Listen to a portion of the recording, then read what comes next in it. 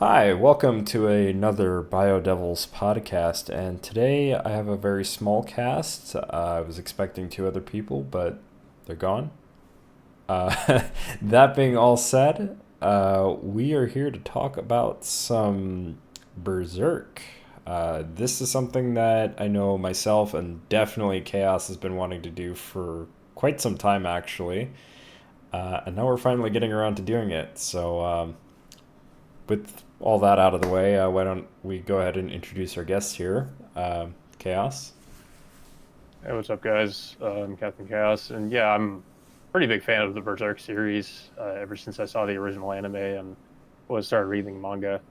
Um, yeah, I've always been intrigued by it, and of course, it's just been such a tragedy as what ended up happening with Miura. But Mm, I am glad that the series nonetheless is still continuing regardless of that. yeah. And obviously, we have one other guest, and that is Kaneki. Go ahead and introduce yourself. I'm Kaneki, known as GhoulWorldOrder. Rest in peace, Miura, one of the greats. Such a tragic time that we lost the guy, but yeah, I've been into the series since the '90s anime, and Griffin did nothing wrong. Dom, I hope you know that. Griffith! Griffin did nothing wrong. I love that meme, by the I did nothing wrong. I did everything correct. way. Yeah, But I took care of Casca. yeah. So and I'm glad you guys also brought up with what happened with Mura. I'm still not really over it, to be quite honest, because like I was just kind of like, oh, okay, like I haven't read the manga personally. I know like bits of what people have talked about and things that I've heard, and I would like to read the manga at some point. Um, but the one thing that was kind of deterring me was just the long periods of hiatuses that the series was known for from the manga standpoint. So I was just like, well, I'll get to it when it's maybe closer to completion, if not already complete, because I feel like that'd be like the best time, because then I don't have to wait for hiatuses. Just whenever compendiums release or whenever I can afford to pick up the manga or Hmm. Yarhar it. Um, so so that's kind of like my sort of stance on the manga, but I have always been interested in checking it out, just mostly because of the fact that I was introduced to Berserk through the '90s anime series. Um, and it was basically at a perfect time too, because like I forget if I watched it in 2015 or 2016, but I was just getting into like the Soulsborne games at the time as well, so it was like everything was just kind of lining up for me at that point. I was just really interested in like dark fantasy type of stuff, and just seeing the art style and whatnot in the manga is stuff that I do absolutely want to check out. I do want to get into like reading that whole series, but like I said, I haven't read it yet. So my experience is mostly just on the games and on the anime. Yeah, and of course, yeah, the anime. It's just the problem with the anime is that they've done the Golden Age arc at least twice now, and I mean, and it's just part of a much bigger story too. Unfortunately, the only time we really got introduced to anything else from Berserk was in the 2016 and the 2017 animes, which covered the later arcs of the series, but unfortunately didn't cover some of the other arcs from the series that were still not adapted, such as the most of the rest of the Black Swordsman arc, as well as the Lost Children arc that kind of leads into the Conviction arc. Which I did want to bring this up on a side note. I'm not sure if you two have heard about this at all, but there is like there's supposed to be like this fan not animated I, series, but I know what like you're talking about. yeah I did see yeah that. Oh, that yeah fan project they're doing? Yeah, I know yeah yeah. about There's that. that fan project where they're taking like the parts of the manga that have never been adapted to an anime and just taking those. They're basically doing like animation based off of those manga panels and stuff like that, off Yeah. of the arcs that have never been adapted before, as far as I know. Yeah. That's the first I hear for an Well, anime fan project, to be honest. well, yeah. So there, I know what you're talking about. So there's that, which is the like a motion version of the manga panels. Basically, they basically make the literally like make the panels from the manga like kind of move, like animate them. Um, and they're kind of doing it in order, like they're doing the Black Swordsman slash, I guess, Guardians of Desire arc from the beginning of the series, and I guess I guess they plan to do the whole thing, but then there's also another fan project that just recently got announced, which was a fan animation project. Um, I'm not exactly sure if they're doing Conviction or if they're doing some of the other arcs too, Hmm. but I was pretty impressed by what I've seen, especially from a fan animation. It looks pretty good. I mean, definitely a lot better than the 2016, 2017 anime. But I mean, then again, it's not really, in my opinion, it's not really hard to do much to do better than that. I agree. So I'm gonna run a question by you, Chaos, since you, as far as I know, you're the most familiar with the manga. Yeah. Unless if Kaneki, you didn't you haven't gotten into the manga, correct? No, I just only know recently Guts is finally fighting Griffith. All right. So the question that I would run by you as far as like um, I guess as far as like the manga is concerned and going into like adaptations, if there were arcs that you would want, like I guess like top three arcs that you would want to see get animated in some way, shape, or form, like officially, which would those be for you? Um. Well, so like I said, they've done the Golden Age arc twice, so I Hmm. definitely think that if they ever do another adaptation, they need to come. I don't want them to do that again. Um, the problem is, like I said before, so I think we did talk about this a little bit before we started the recording, is that there is actually the '97 anime did kind of go into this arc, which is I think it's the Black Swordsman arc or the Guardians of Desire arc. It's a very short arc at the beginning of the series that kind of leads into Golden Age. The way the '97 anime did things was a little bit weird, because it kind of just cuts right into the Golden Age flashback, which is the entire arc, of course. Um, but the beginning of the manga sort of has a more natural way that it goes into that, because we see Femto in the very beginning of the series where Guts confronts Femto after fighting an apostle. And we see that Guts has this rage and towards Femto, and we don't know why. We don't know who he is at that point. And then it just goes, starts explaining like why Guts wants to kill Femto so badly, which is, goes into the Golden Age. Um, I would like to see I would like to see that adapted. Like I said, the only problem is I don't want them to do Golden Age again, so it would be kind of weird.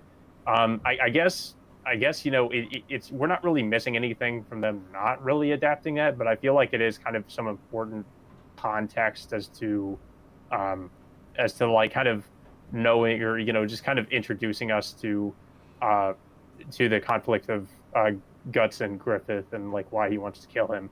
Um, but I'm mostly fine with them kind of leaving that out. I think what they should do is they should just continue on from where Golden Age left off, which would be the next arc, which I think it's been a while since I've read it, but I think it does eventually go into Lost Children, which is a shorter arc from the series, but it connects to the Conviction arc. The weird thing about the 2016 one is it just goes right into the Conviction arc. And of course, there's some stuff that gets cut out of that too. But I would think what I'd most like to see adapted is probably a actual proper adaptation of the Millennium Fantasia arc, because from what I've seen of the 2017 one, I mean, I'm not really me and a lot of other fans are just not really happy with what happened with the 2016 and 2017 anime in general. So definitely, I think the top arcs I'd like. I mean, Conviction and Millennium Fantasia is definitely up there. but I also would like to see Lost Children. So it's really kind of hard to pick which one I'd want the most. Mm. I mean, I just think the adaptations we already have of Lost, not Lost Children, but Millennium Fantasia and Conviction aren't really good in the first place, just because of the way they were adapted, which of course has to do with mostly the CG, but also just the way it was presented. I feel like it kind of doesn't really understand how like the tone of some of the scenes from the manga, if you get what I mean. Like it kind of, we have we have a different composers for instance for the 2017 and the 2016 anime, which of course isn't the composer from the original series, which I think was Susumu. I forget what his name was, but it's not the original composer. And they went for a different tone for the music because a lot of it is this metal, and I think for some parts that could Berserk that could work, but the original series had a much more atmospheric. Susumu Hirasawa, Yeah, Susumu Hirasawa. which Um, which is as far as I know, like he did do some music for 2016. yeah, I I don't. mean, a lot of it seemed like it was renditions of older tracks, and not really. I mean, there were some new things. Of course, um, you kind of had a new song from the guys that did Forces, um, but yeah, I mean, a lot. Like I said, a lot of it is this kind of metal, and I kind of prefer the original series. Or the soundtrack from that, and also just the way everything was presented. It feels a lot closer to how the manga was supposed to be.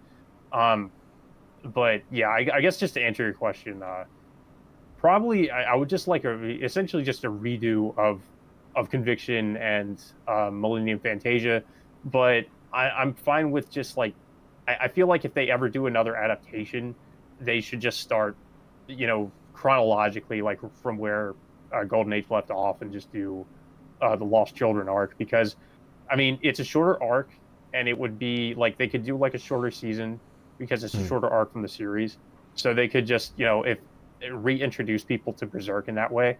yeah. I think the best way to go about it would be just kind of not sort of do like a bit of a short recap, sort of just to catch people up, and maybe like a new animation style of whatever studio decides to handle it, just to catch people up on certain key points from the Golden Age arc. Because of Mhm. course they're assuming it's probably been a long time since people have seen that. So I think they should do that and kind of have a way to sort of just maybe some anime original way of reintroducing Guts, and everything like that, and then just go right into the Lost Children arc. That's kind of how I would do it, um, just because I think that's just to reintroduce people to Berserk, the world of Berserk, Yeah, like, through the anime. and I guess my follow up to that would be, because we've only had three movies, right?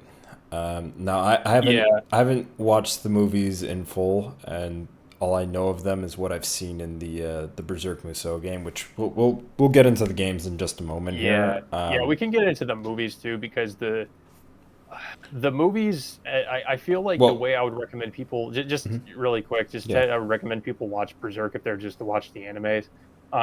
I definitely recommend the '97 series, and then you should, in my opinion, you should also watch the movies, because if you don't want to read the manga, that is, or maybe if you want to read the manga or whatever, but the movies have material that was actually cut from the '97 anime, while the series also has a lot of material that would be cut from the movies because they're movies. And the mm, series has a lot more time to adapt a lot of scenes from the manga, but it did cut out some important characters that we don't see in the '97 anime that are actually in the movies. yeah. So what I was going to ask, in regards to like, as far as like the movies, right? We have those three Mhm. movies. And going off of the question of adaptations, do you think that maybe it would be better to take some of those smaller arcs and turn them into like movies, or like short like films, or like, I guess, like a mini Yeah, that could series, work. so to speak, so that way Yeah. it's not, or like a multi-part OVA, I guess, in the Hmm. sense that it's like, if I guess because again, I haven't read the manga, but I do hear a lot of people often bring up, well, why isn't Lost Children ever been adapted at all? It's like considered one of the best arcs in that entire like franchise. And I would always think that maybe not, but we wouldn't know until it happens, right? Or if it would ever happen.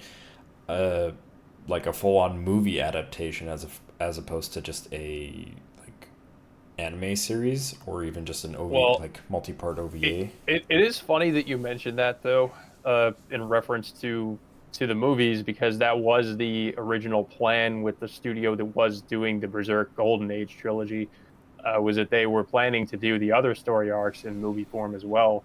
But apparently, the reason they didn't continue on with that was because it wasn't, for whatever reason, it didn't do too well in Japan, I guess, the original three movies. So they kind of scrapped the idea of adapting the other arcs in the series, because there actually is some pre-production material, I guess, that had been leaked onto the internet of some of the other. I think what looks to be, I guess, possibly Conviction arc. I'm not too sure because it's not really too much.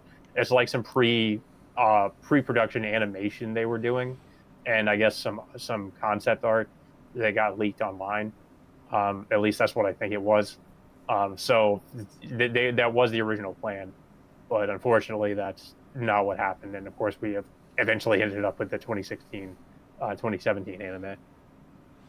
Yeah, which and from my perspective, just a bit of a hot take. Like I have not watched 2017, so I have no opinion on that. But as far as like the 2016 anime, I didn't think it was that bad.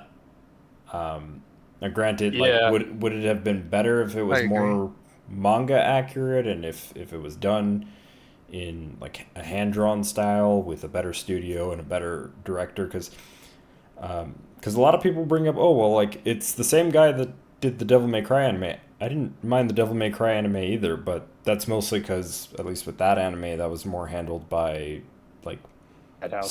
it was done by Madhouse, and some of the supervision was done by Capcom, specifically by Itsuno, which is also going to be the case with this upcoming anime for Devil May Cry, which that's a whole unrelated subject, but didn't really mind that one. Oh, mind that one, and I didn't really mind 2016. Would I have preferred a better anime? Yeah, absolutely, but I don't think it was one of the worst things I've ever watched as far as like an anime series is concerned. No, Like there's it's just definitely worse out there, but like right. if you were to ask me just to rate it based off of like everything like anime specific to Berserk, yeah, probably. Like I think I think that's fair. I think the real issue people have is just, it's just such a night and day comparison to, going from the manga to going Mm. to the 2016 series. I mean, because you just look at the art from the manga and you're just, it's just kind of a disgrace to look at like how that art and then go to the anime series or the 2016 series and just, I can understand why people would feel that way. Yeah, I like mean, of course, you're not going to get like a really accurate replication of Miura's art from the manga in anime form, I don't think. But I mean, I think what the '97 series and even the movies did was, I feel like they got they got as close as they could. And I mean, there's only so much you can do anyway when it comes to animating a series like Berserk with, the such detailed manga panels and mm, everything that Miura is capable of doing is really hard to animate something like that. But at the same time, the 2016 one is just, it just feels so low effort in comparison to, something. I mean, it's just not even in the same universe so as so, Miura's. so I Yeah. think like going off of that point, and it's again not to disregard anybody that that didn't like it or anything like that, because everybody's free to have that opinion. I think like what that kind of boils down to, and again where I would agree is like if you were to compare that to the other like adaptations that we've gotten so far, yeah, it is definitely like the weakest out of the bunch. Is definitely like when we're talking about like adapting like a manga such as Berserk, right? You have to match the overall like tone and feel of those art panels, and I know that's kind of like a weird way to describe that, but Well, um, that does kind of fall in line with what I was pointing out earlier with the 2016 one, is that it really felt like they didn't understand the general tone yeah, and feel of those scenes, yeah, with the way that they were directed and the music choices and all that. yeah, So not even just the animation, but just the way in general they were presented. yeah, um, Felt like and another and and generic anime. and I think too, Yeah. like I don't know if you guys had noticed when you were watching the like 2016 one, at least they had like weird points where they would have like 2D hand drawn art, at least before that Blu-ray update that they did, which Yeah. I haven't seen the updated version at all, so like I'm going off of the initial release. But they had it where like there were like random scenes where they were just 2D, and then like most of it was CG, and like and I think like most people were kind of on the same page of like, it's understandable if there are certain things that would just be easier to do in CG because maybe it's just too much to hand draw and it would take too long given like a weekly schedule for like an Right. anime release, right? Um, but it's another thing when it's kind of just, well, like, here's a bunch of like scenes that could easily be done in a 2D hand drawn style and you choose not to do it, but these random scenes where like we're just sitting in a bar for a second or some shit, like, yeah. So Yeah. so I and mean, there are quite a few instances mhm, where I feel like you could have quite a few hand drawn scenes. I mean, I take the movies for instance. Like when there are moments when yeah, it does transition to CG, but those moments I kind of understand why they did that because there's just so much going on, yeah, and I can see how that would be like pretty hard to animate that. But then most everything else is for the most part hand drawn, aside with some exceptions because there are maybe some CG included in the hand drawn scenes for various different reasons. But for the 2016 2017 anime, I just feel like there's really no excuse for why it looks the way it does most of the time. so before we go on to like more of the anime stuff, I did want to kind of go back into the manga just a little bit. Um, and I did want to talk about like how, as of I think it was as of last year, right, where they had announced that they would be continuing the animes, or I'm sorry, the manga series, um, after really like taking the time to consider like what should be done, and they had mentioned, as far as I know it, for their official statement, that they have a general idea of how Mura wanted to have the story go. Um, Hmm. Yeah, so but they I didn't go can into kind of specifics, clarify. right? Like, yeah, so the guy doing the that's kind of behind the manga right now. I mean, it's Mira's studio and his assistants that were working with him, Hmm. but it's also his. I think it's Koji Mori, who I think was his like one of his close friends. So he knows, I guess, a lot of what Mira was planning on doing, and Mira also supposedly knew that he wasn't doing so well health wise. So I think he left a lot of notes with his assistants and other things to kind of like guide them in the right direction. Because I think I guess he had always kind of planned for the series to continue even after his death. So it seems like he was already kind of planning for that to happen. Um, we just didn't really know about it at the time. Um, but yeah, I mean, it is.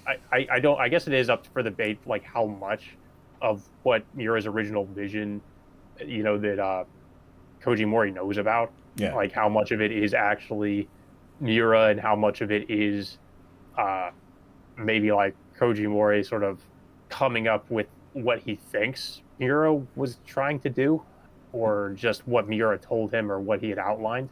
Yeah, yeah, and I kind of wanted to like get into that just a little bit, only because like we based off of the statement, it's very vague, right? So we don't really know. We know that they're continuing the series. They're still releasing chapters, obviously, at this point, right? And I would assume that at some point, if it hasn't already happened, like there's going to be, at least in terms of the writing for the story, right, and definitely for the artwork, right. There's going to be things that kind of just like indicate like, yeah, this is obviously not Mira at this point. This is more whoever else is handling these parts of this series now. Yeah. Yeah, I mean, it's like I said, it's I mean, it's really gonna be like, unless Mori comes out in an interview, I guess, and says like, "Oh, this is my own vision of what I wanted to happen," or "This is Mira's." I mean, we'll never really know. I guess we'll kind of have to guess as to how much of it was actually what Mira wanted.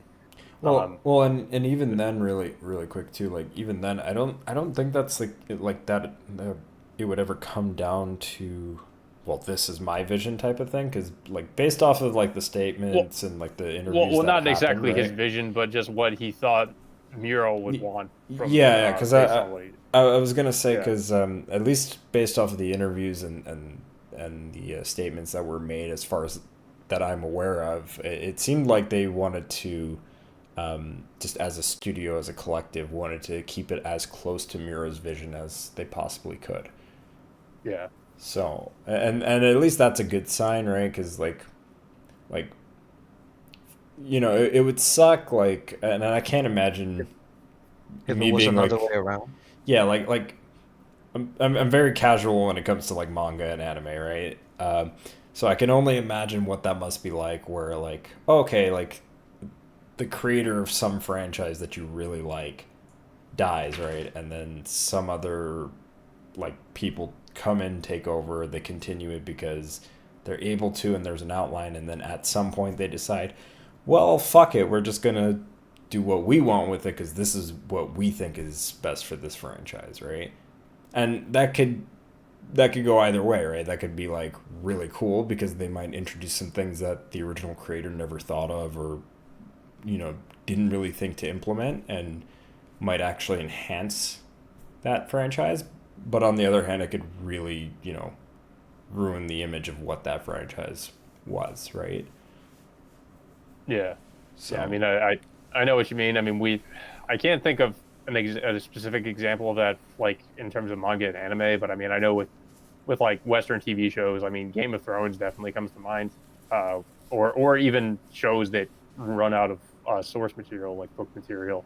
Uh, in that instance, you know, you had the creators sort of just doing what they thought the original writer wanted because he wasn't really directly involved anymore, and they were just going off of just how he said, like he wanted things to end at the time, and you know, other things, and they were just kind of going based off that. But then they were just, or I they're guess, throwing making in a fan lot fiction, of or they're making yeah, fan fiction. Basically, what it boils essentially, down to. pretty much. Anything but that. Yeah, like, yeah, I don't think I would, you know, I wouldn't want that. I mean, I could even think of that with like, you know, video game franchises and stuff like that, when like certain writers aren't involved anymore, or I mean, well, yeah. I mean, I guess video games are another good example. I mean, I think a good example would be like Kojima with Metal Gear or Metal Gear Solid. well, yeah, You know, because Metal Gear Konami is the wants that franchise, yeah. Konami wants that franchise to continue, but you know, of course, Kojima's no longer involved, so you know they're going to keep trying to you know, trying to ride the success of it.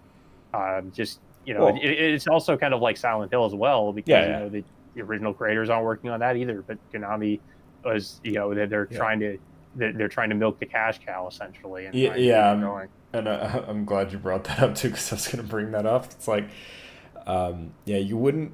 I guess with Berserk, you wouldn't want it to be handled like the way that Konami handles their franchises, as far as like, you know, if you want a comparison sake from a completely different form of entertainment, right? Because then you run into the issue of like, well, now you have a bunch of people that they say they're fans of this franchise. They act as if they understand what it's supposed to be about, and then they implement a bunch of shit that has absolutely nothing to do with that franchise, or is like very surface level, and they didn't really understand what made those games Fuck, great, you right? got me thinking of a lot of examples now that you bring that stuff up because, I mean, Yeah. Star Wars comes to mind, Lord of the Yeah. Rings. Yeah, Didn't we yeah, at one point yeah. wanted Berserk to be like have its Dark Souls like gameplay? If they was to make another Berserk So, game? so people wanted that, and at a time, personally, I was kind of in favor of that, just because like, and we'll talk a little bit more about the games too, more specifically, but just to talk about like a potential new game really quick. Yeah, like I don't think that I, I think that was a thing that was going around for a bit, and personally, at the time I didn't mind it when I first heard it, but like nowadays I'm just like, I think you could do it way better and not have it be a Souls game. I think that like Berserk Musou had the right idea of having multiple playable characters. It's the only Berserk game as of yet that has that. It just has the wrong gameplay style and the wrong gameplay speed, but we'll get into that when we talk more about the games. But anyway, to wrap up this point about you know how a franchise could go completely wrong, right? Like, yeah, I wouldn't want Berserk to go the route of, oh, okay, somebody else handles it and it's nothing like what the franchise was from a manga standpoint, or even an anime standpoint, or even in the future if there's more games, a video game standpoint. Yeah, I will say, like, because I mean, I have read some of the recent chapters. I mean, I'm still kind Hmm. of behind now because where I left off. Some spoilers, but Casca gets kidnapped by Griffith, and uh, Elf Island basically gets kind of Gets destroyed. fucked. Yeah, and then Guts and Roderick get back on the ship, and Guts is now just a complete wreck because Casca's gone. Um, and yeah, that's kind of where I left things. But so far, like I feel like obviously, like I said, you can tell it's not obviously it's not Mira doing the art, Mm. but I think that they do a good enough job of capturing Mira's art style and kind of trying their best to sort of replicate that in their own way. It's never going to be as good as Mira, but I feel like at times it does come somewhat close. Um, and the story does kind of feel like, okay, yeah, this is probably where Mira would have taken things. I mean, yeah, obviously we can't say for sure like this is exactly how it would have happened, but I mean, I think that this makes sense with what we know so far about what's been going on in the story. I mean, from everything that happened before this point, where the Koji Mori takes over, um, I feel like, with some exceptions, like things have been ever since they got to Elf Island, things have been very. It's been kind of different, like from what we've been seeing before all this. Where they were fighting demons. Uh, a lot of bad stuff was happening. Ever since they got to Elf Island, it was a lot more. Aside from the other parts of the story where we see things happening in Falconia, like Griffith's new empire. Um, I mean, even then, things have like settled down. Like, there's not really any. There's not a lot of monsters just raping people everywhere, and people getting just brutally murdered, nearly as much as what we're used to. It feels like there's a lot more character moments. It's a lot more dialogue heavy. Um, Things have been going mostly well with Guts and his party, and I mean, Yeah. they were able to recover Casca's memories and just bring her back, which is of course one of the biggest moments in Berserk, because as for a long time, Casca's been just completely like as people would say, like a potato. But now she's back to her old self, and of course she has all the memories of what happened to her when she was in that state. But she still has memories of what Griffith did to her, and of course, it doesn't. It's still kind of bittersweet because she can't directly interact with Guts, because if she does, then she remembers everything that happened. Um, but other than that, like things have been going pretty well. So I think it makes sense that everything like everything started to go wrong. Griffith found out, or where they are, and he kind of goes and takes Casca again, and things started going south. I mean, it was only a matter of time, I think, before that really happened in the story. I think that's probably what would have happened. Would it have happened the same way? I don't know, but I think it makes sense that that's the way things played out. Can we talk about the most memed on portion of the manga that I'm aware of, the boat? Oh yeah, the boat. Yeah, I mean, I think that's mostly because of people like maybe from the perspective of the people that were reading the chapters when they were coming out, and also because of the long hiatuses, is it maybe like felt like Griffith or not Griffith, but Guts and everybody else was on that boat for a long time. But like when I was reading them, I mean, it didn't feel as long to me. Uh, Maybe that's just because like I was reading them like one after another, and they had already been out for a long time, so it didn't really feel that way. But I would argue actually it felt like they were on the Elf Island for a lot longer than when they were on the boat.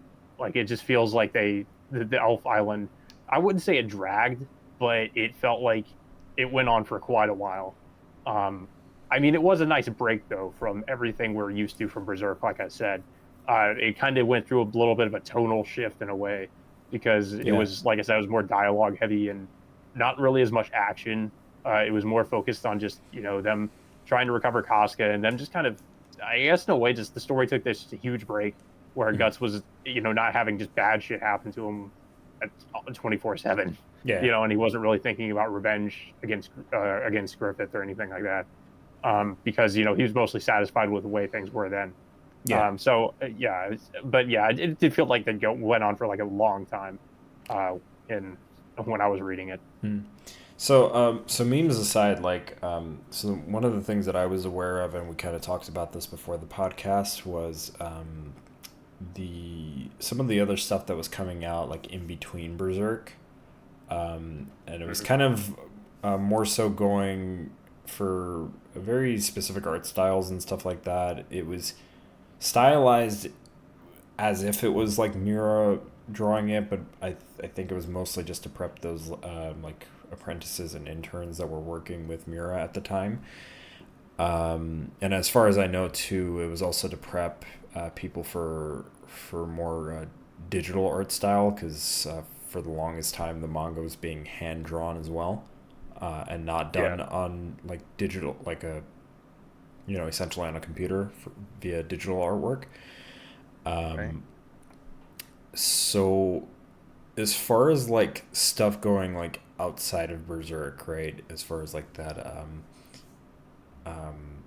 just anything that might potentially come out of that studio in the future. Do you think that they would stick with like a like dark fantasy type of like vibe, or do you think that they would and maybe even revisit some of the projects that kind of came out in between that were just kind of more like one-off projects, or um, do you think that Berserk is just going to be that one thing that they'll try to possibly milk? I'm not saying like I would want that. I'm just saying like more so like there's that possibility where they say, well, fuck it, we could just kind of splice in our own stuff in between, right? Because I know we kind of talked a little bit about Mhm. like, okay, well, like new people come in, they could change a bunch of shit and put their own interpretations and stuff, and it wouldn't matter, right?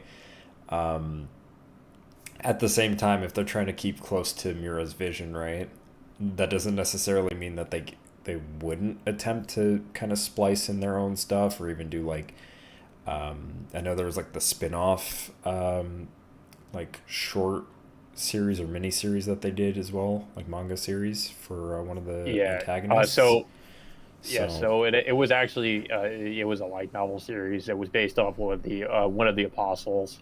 That was that works with Femto, which is the I guess I forget what his name is. He's referred to as the Dragon Knight, but it was the Flaming Dragon Knight. Um, Mira didn't work on the story for that. I think it was somebody else that did that. Mira did the art though. mm.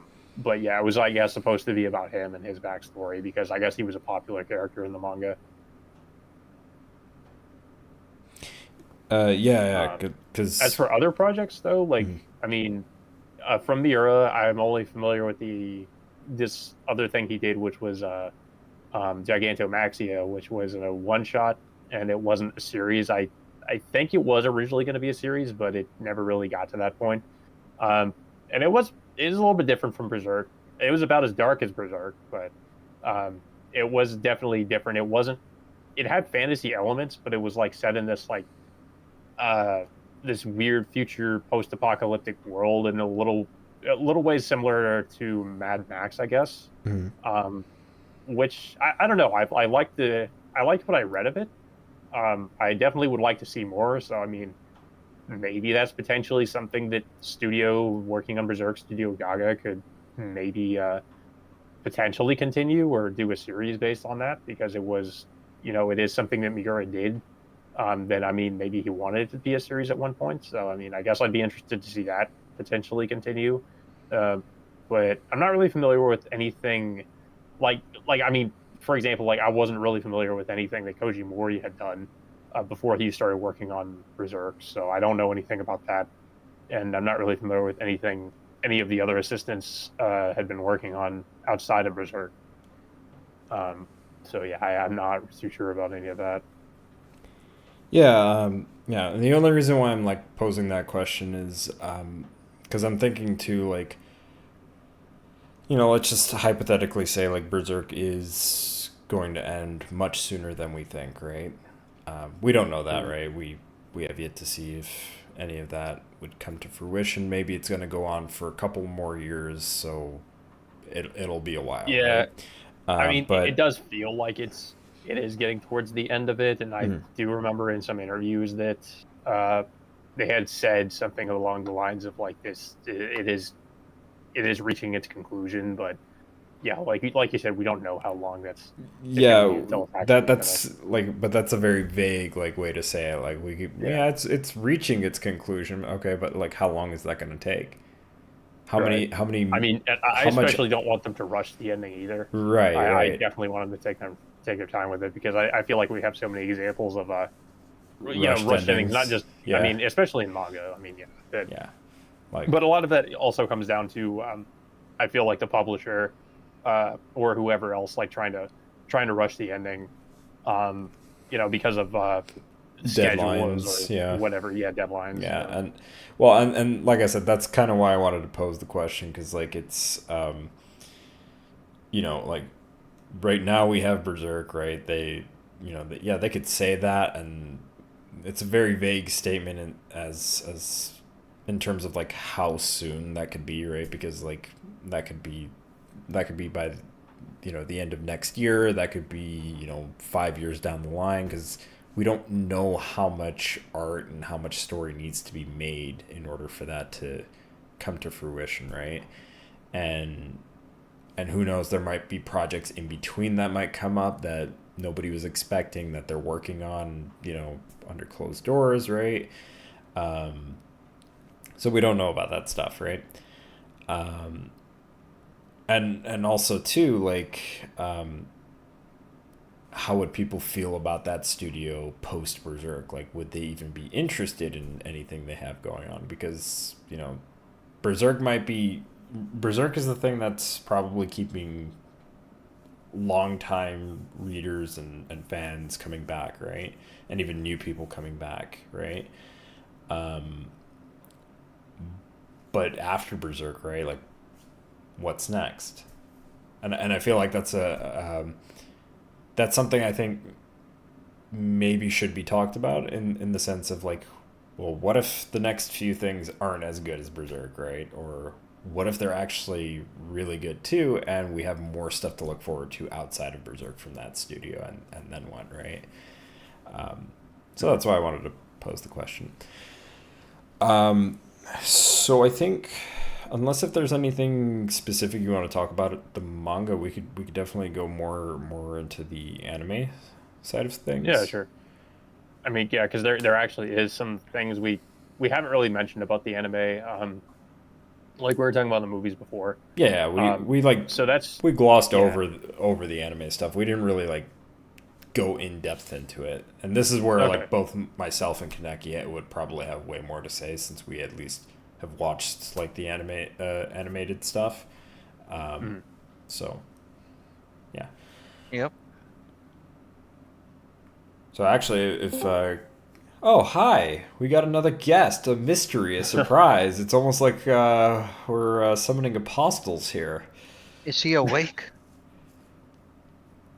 Who knows? Anyway, well, while we were waiting for this person to get their mic set up and introduce themselves, I guess, Kaneki, do you want to kind of get things rolling with like what your opinion is on like some of the animated stuff, and kind of go from there? Um, I will probably let Chaos do that, since it's been a minute since I watched the 90s anime, then the 2016 anime. I don't think I ever like you said, saw the 2017 anime, so I can't even comment on that. Did you watch the Uh, movies by chance, or? No. Oh, okay. So Yeah, you you're should in watch the movies. One of these days we should probably sit down and watch those. We definitely should. Well, Like I've got a lot well, of anime another to thing catch that up I was on. going to mention too is, of course, we have the Memorial Edition that came out. I think was it a year ago or so now. That aired, which was it was presented as a compilation of the movies, like kind of re-edited into a series format. Uh, but it also had some new things added in there as well. Um, when the Memorial Edition was announced, they had advertised that using the Campfire of Dreams sequence which was something that actually wasn't animated in the movie, or in the movies, but it was actually in the '97 anime. But that was something that they added in. There was also some other things that got added into the Memorial Edition, such as some extra scenes of Guts talking with some of the other Band of the Hawk members. But there's some big things added too, such as they actually like they actually expanded on the sex scene with Guts and Casca, which they actually do show in the movie, or in the movies, I think, but they didn't really go that in depth into it, because there was more to that scene in the manga, such as going into Guts having been sexually abused as a child. They actually go into all of that in the Memorial Edition, which was pretty interesting. Um, and I think they added some other new things as well. I mean, these are kind of smaller scenes that were added in, but it was interesting that they were added in the first place, because I think a lot of people were just maybe expecting that one sequence to be added in, and not really anything else.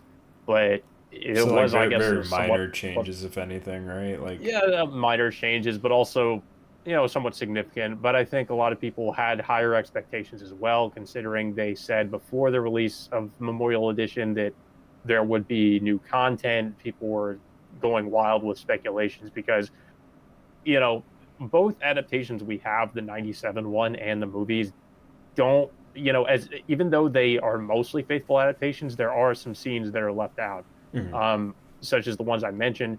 There's also another big sequence that have been cut from all adaptations, which is the sequence with, I don't know if you're familiar with the Apostle Wild, or I think it was, yeah, I think it might have been, yeah, Wild.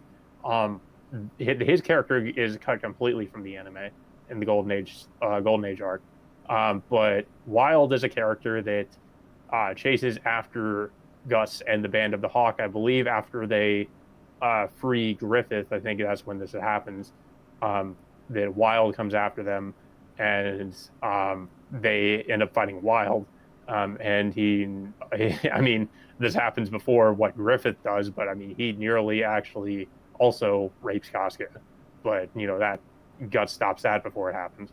But yeah, he's a character that's in the manga that never made it into the anime adaptations. And yeah, of course, we never I'm got his character in the Memorial Edition. But yeah. another thing I wanted to just real quick also mention about the Memorial Edition is that another way they tried to build up hype for the Memorial Edition is they had a countdown on their website for the Memorial Edition, and nobody knew what it was. and it was counting down to a specific time and date. And people were, again, going wild with speculation as to what it could be. Um, they were thinking like, oh, it's a new anime adaptation or something. And Right. of course, as we know, that's not what it ended up being. It just ended up being the announcement of the Blu-ray release in Japan for the Memorial Edition, and that's all it was. Yeah. And it's I, stuff like that kind of pisses me off because I I was gonna don't know say what that these it pissed companies are people off. thinking, but I don't know if they realize that what they're doing is they're giving a lot of fans a lot of false hope when they do stuff like this, into thinking Well, like, oh, we're going to get a new adaptation, but it's all it is just it's just a Blu-ray, or it's just like I think mm, they did something similar with the Miura, what was it, the art exhibition in Japan, where they made it a big deal. I mean, it is a big deal, but they made it seem like it was something else, and it ended up just so being the art exhibition. so what I would say as far as and to answer your question earlier, I was familiar with the character slightly just because Yeah. I've heard people talk about that character, so I'm vaguely aware of that.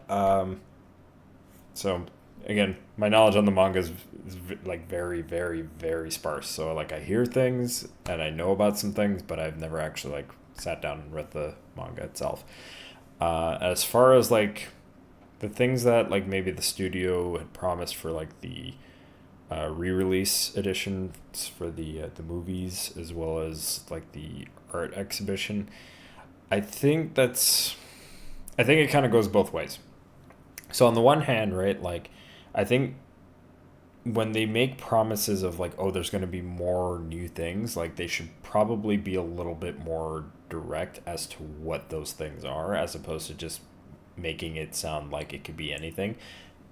Video games have the same problem too, where like, okay, they say there's going to be like a bunch of stuff, and then it turns out to be like very minor things, right?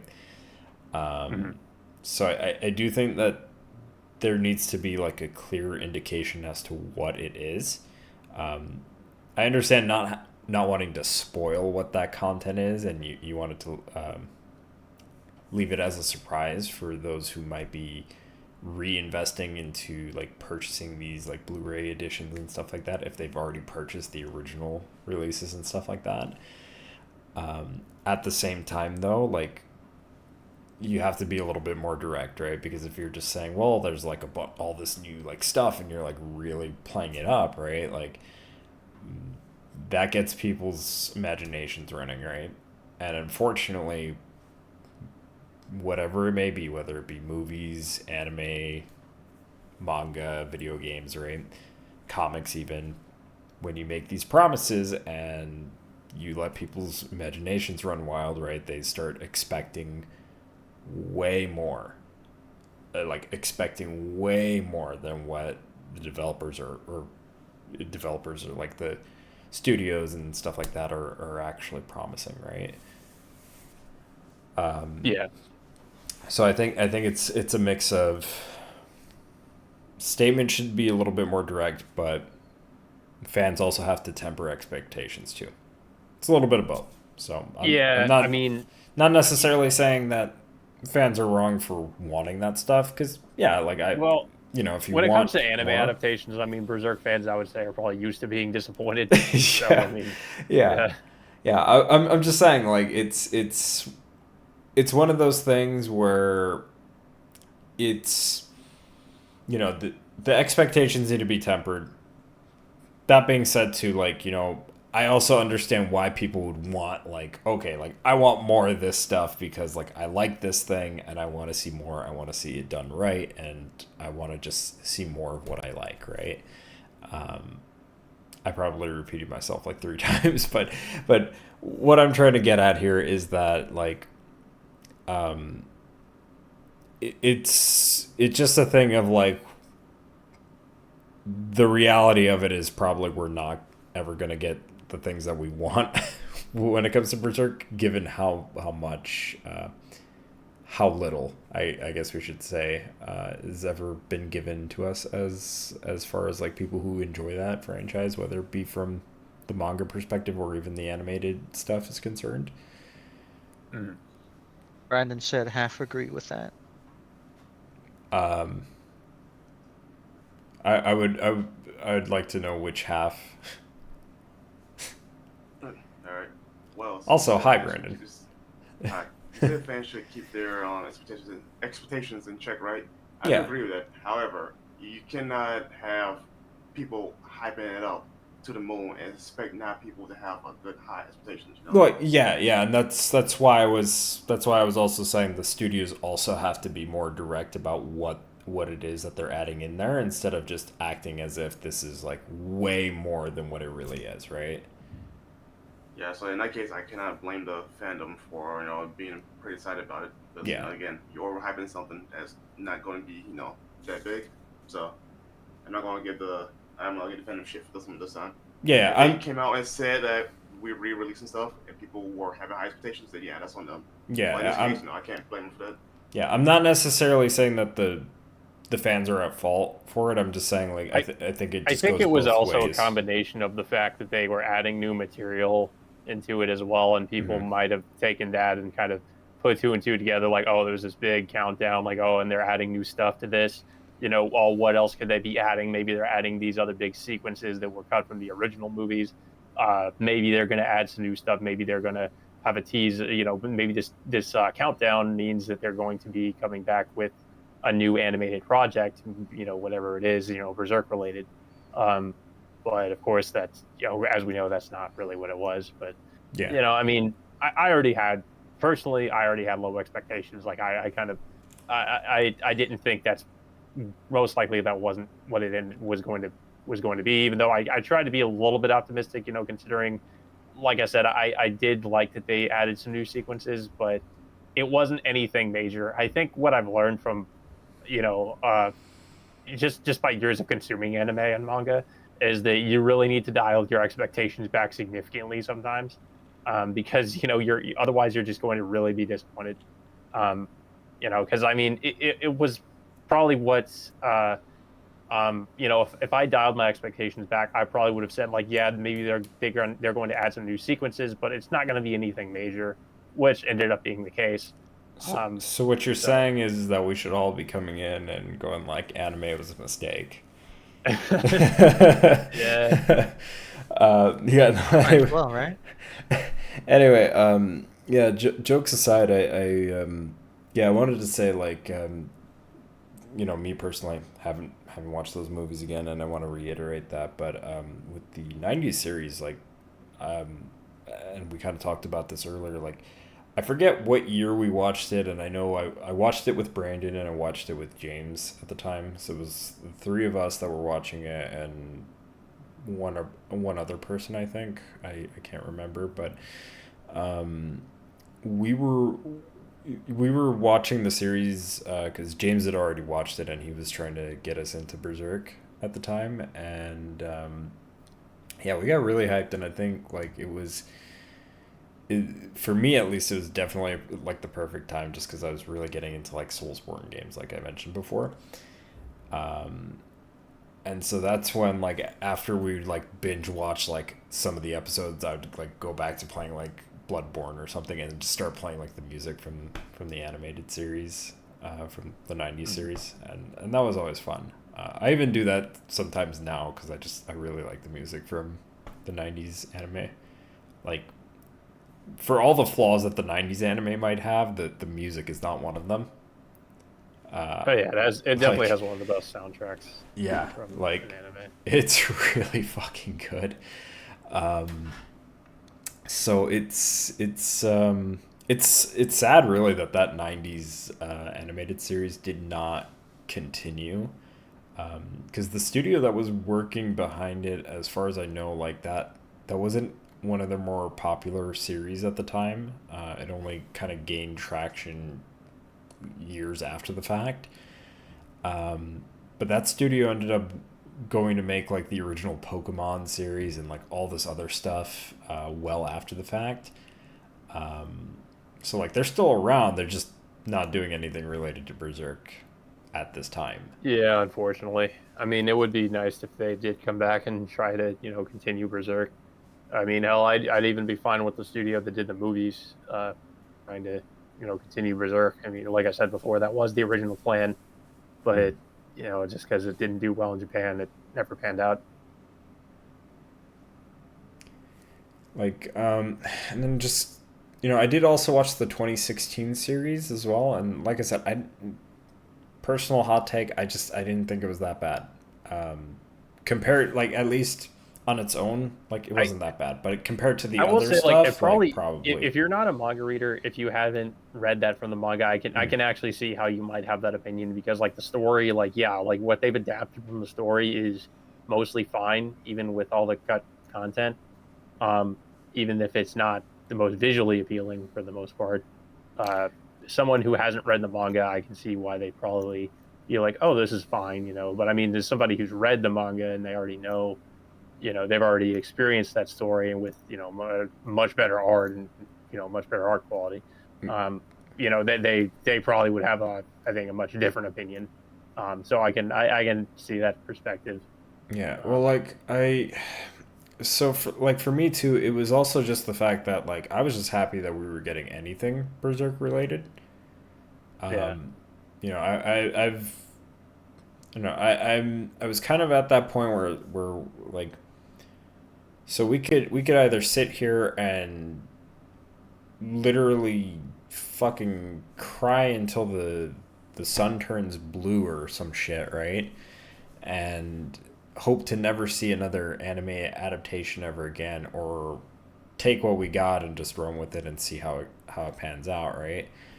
Um, because I think like, you know, Berserk is kind of weird in that, like, even though it's a popular franchise, it doesn't have a whole lot of anime adaptations when you really think about it, and it's kind of weird. So, like, I'm not saying that, hey, like people have to agree with my take on that anime. If people didn't like it, they didn't like it. It's not the end of the world, right? Well, the other problem is that Mm. for whatever reason, most studios don't really seem to want to do an Adapt anime it. adaptation of Berserk, and they just, you know, so they'll have like some other studio work on it. Um, and I mean, I don't really know too much of what that studio had done beforehand. It didn't seem like they really had too much experience working on a show like that. So I mean, it just seems like what they sort of took whatever they took whatever they could get in terms of like what studio would work on Berserk, which is unfortunate, because I feel like Berserk should have like a high quality adaptation, and have like a really well known studio that's done stuff like that before work on it. Um, but yeah, I don't really understand like why most studios don't seem to want to touch Berserk with a 10-foot pole. Um, and a lot of it I've heard is because of the material that's in the manga, such as like all the sexual violence and stuff. But I've seen like some adaptations of some stories that are similar to Berserk that have had stuff like that. So I just don't really understand that argument. Yeah, Um, I Uh, think that's a good educated guess though. Goblin But Slayer. yeah, even still though, like even shows like Goblin Slayer or you know that show Redo a Healer? yeah. Even compared to its original source material, the anime is still toned down. So I imagine, like, Uh, considering this is Berserk here, and how people want to think for adaptation or whatever, I make a guess that studios don't want that pressure on them because fans expect a I feel lot like from the animation. I feel like another anime that really really goes there is like Made in Abyss. If anybody's seen that one, I mean, No, that a lot of main characters in that are children, and there's a lot of fucked up shit that happens to them. So, but I mean, I don't know. It could just be because of all the rape. So I mean, that mm, could have something to do with it. I'm also just a little perplexed myself, just because as far as I know, there are some studios out there that dabble in a little of the old hentai. Um, Yeah. Well, I mean, there's even and studios that actually did work on hentai that actually work in the anime industry, yeah, and also yeah. vice versa, which I didn't really know until like I'd done some research. But I anyway, mean, like I would what? even argue though, if there was another Berserk adaptation, like I feel like it is Hmm. possible you could tone certain parts of it down and not lose too much, if that was the concern. Um, the other concern I would think would also be like, if they did do an adaptation, would be like the when would it air and stuff like that. Like it'd have to air at like nighttime, I think, in Japan, because of the what it is. It wouldn't have like a daytime slot, and that could also potentially lose like a lot of viewership, I guess, because obviously there wouldn't be as many people watching it. Well, and there's also the question is if it's even going to be like aired on TV, or does it go straight to like a streaming service, or Yeah. or worse, direct to, I'm gonna say direct to DVD, but at this point it's probably I think direct to that there Blu-ray. probably are things like that potentially hold Berserk back from getting maybe a proper adaptation. But yeah, that's just what I could guess.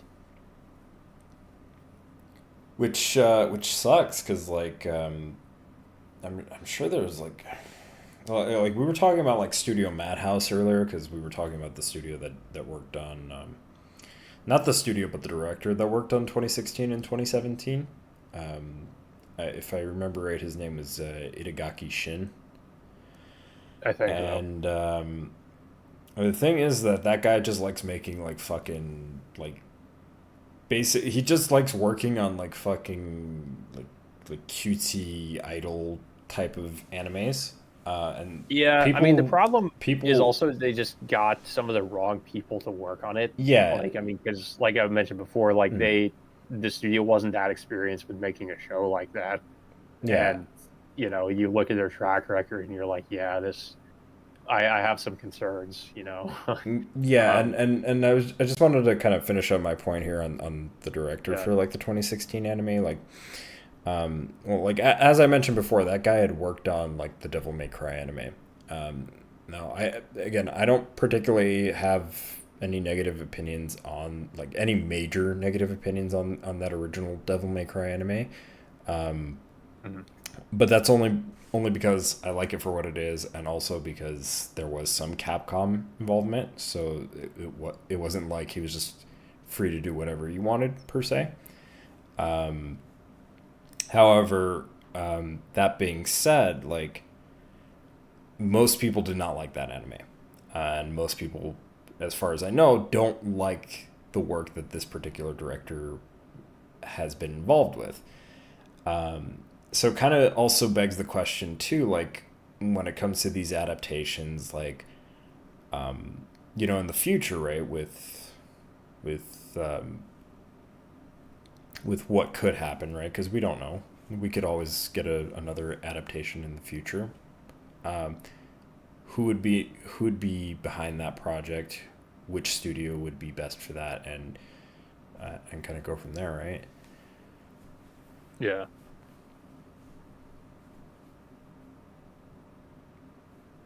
The hate for the DMC anime is kind of dumb, is what Brandon said.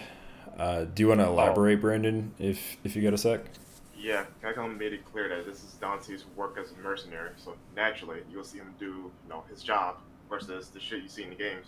Yeah. Expectations were already there. Yeah. It was essentially just his day-to-day life, which is why I really liked it, because we get to see a part of at least Dante, like in his day-to-day life and how he feels, like, and it's, if you're a big Devil May Cry fan, like it's pretty accurate to the character. Like it's not like so bad like that they like completely did like a DMC type of thing. But we're not here to talk about Devil May Cry today.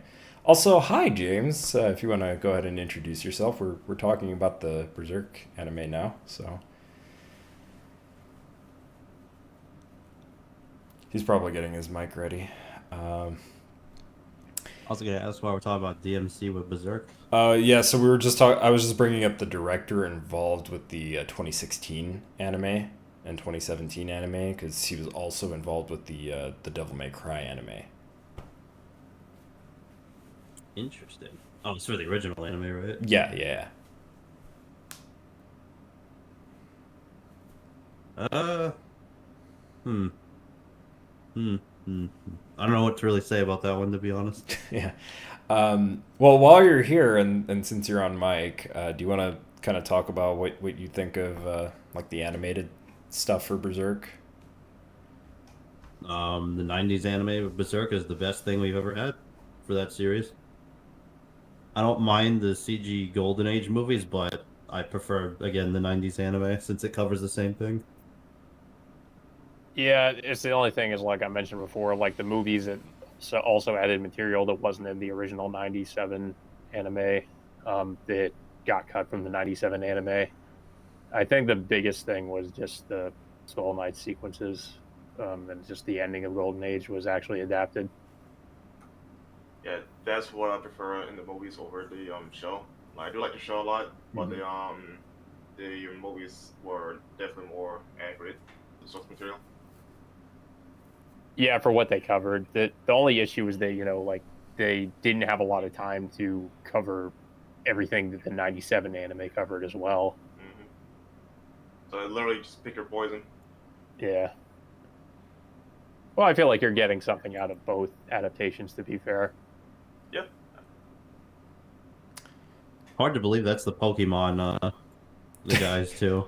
Yeah, Well- we were just talking Well, about also, that like, too. I think, The weird contrast. I mean, they've worked on some other stuff as well. I mean, I think they're the studio behind Zom 100. I The still haven't seen that anime yet. Yeah. Which, it's not Berserk Dark or anything like that, but it's not Pokemon. Listen, I was sold on boobs from Yeah. a very simple man. Yeah, I know what you're referring to. Thanks, Twitter. So, so with that in mind too, like I kind of want to ask you all a question, and feel free to answer in whatever order you guys want. But if you had to have a new adaptation done by a studio of your choosing, which studio would you guys want to see do a new Berserk adaptation? I think the obvious choice, and I think everybody would probably say Madhouse. The only problem that I have with Madhouse, and I don't know if it's this is something they do as a studio or who is responsible for making these decisions, but Madhouse they'll do an adaptation of a show, and then maybe has like an ongoing manga or something, and then they'll just they'll make maybe like one season, and then they won't do One season anything. only for They each won't do anything else adaptation. for it ever again. Um, Yeah. that's not true for everything they've done. Like I would say Overlord, for instance, is something they're still doing. That's a good one. Yeah, there's some other series they've worked on where they've done multiple seasons, but for whatever reason, it seems like they kind of pick and choose like what things they really want to do like an ongoing adaptation of. Like they did that. They really did that for Hunter x Hunter, which is interesting. They did like a 100-episode, 100+ episode series for Hunter, the 2011 Hunter x Hunter adaptation. I mean, hell, if we could get something on that level of quality from Berserk, I mean that would just be incredible. But I would say Madhouse, just with the caveat of I want them to basically adapt everything up to what's currently happening in the manga, if possible, like over the course of years or whatever, however long it takes them. And I don't want them to do Golden Age again. I just want them to basically just continue where it left off. I mean, hell, if we could get the studio that did the original '97 anime, OLM, to come back and do a new Berserk, I'd be fine with that too. A lot of people would also say, like, some other studios that have gained or that have cropped up recently, such as like Studio Mappa or Studio Wit. Problem with Studio Mappa is that they are a studio known for taking on multiple different projects at once, and there's definitely a lot of overwork that goes on because of that with their employees. Yeah, I was gonna say. I was gonna say they them can if they produce weren't some being. pretty high quality stuff, but the problem is just that they have way too much on their plate. What have they done, if you don't mind me asking? So they're doing Jujutsu Kaisen, Hell's Paradise, Chainsaw Man. I suppose One Punch Man season 3 that got leaked. Yeah, they're doing that. Oh, so they're doing all the they shit did that the we're final season watching, of Attack on basically. Yeah. There's quite a few other things they're doing as well. Like there's a lot of things they're working on.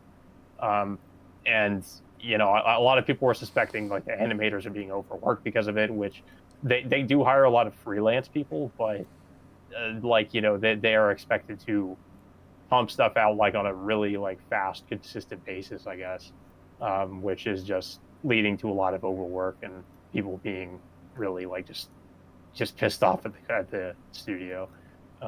As like there's a lot of controversy about that that's come out recently. Yeah.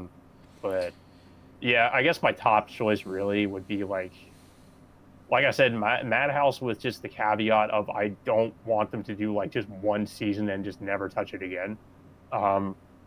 If not them, well, I didn't mention, but I would actually be fine with Studio like them and Studio 4C, which is the studio that did the movies.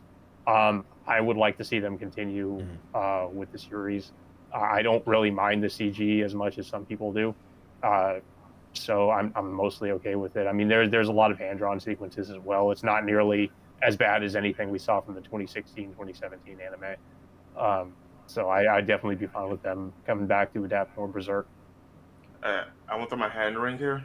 The Netflix studios that help work with the animes, like get some of them on there would be good because they already do a gory shit as it is, like with Castlevania and Pirate Demonic right now. As long as they're not in charge of the writing, that's fine. You mean Adi Shankar's studio? Yeah, whoever in charge of those animation studios. I used to have that opinion until I learned more about Adi Shankar's opinions on things, and then I was like, yeah, maybe not, because I feel like I didn't say him. I said the animation studios. I didn't say anybody from Netflix get involved. Yeah, he just wants the studios to assist with animation specifically. Maybe, yeah. I mean, I guess I could see that. Which is funny because I do recall people like losing their shit because they saw like the 2 of the Berserk compendiums on the set that he was on. He did that. He definitely did that on purpose. Well, like here's the thing though. Like I'm just gonna say this right now. Like we don't know if he's ever gonna do a fucking adaptation, so I'm not gonna say anything on that, right? But like as far as like just it's just a set, right? Like they had like shit on like Star Wars on that set. That doesn't necessarily mean he's going to cover like Star Wars and do a Star Wars anime with the studios that he works with. Yeah. And you know, we don't, and also in terms of like as far as like the writing and stuff like that is concerned, like I think also people have to remember too that like at least with Castlevania and just anything, you know, going back to how we were talking a little bit about Konami doesn't give a fuck about their properties. Like they don't care who handles them and how they handle them. They probably don't have anybody on board supervising the Castlevania stuff.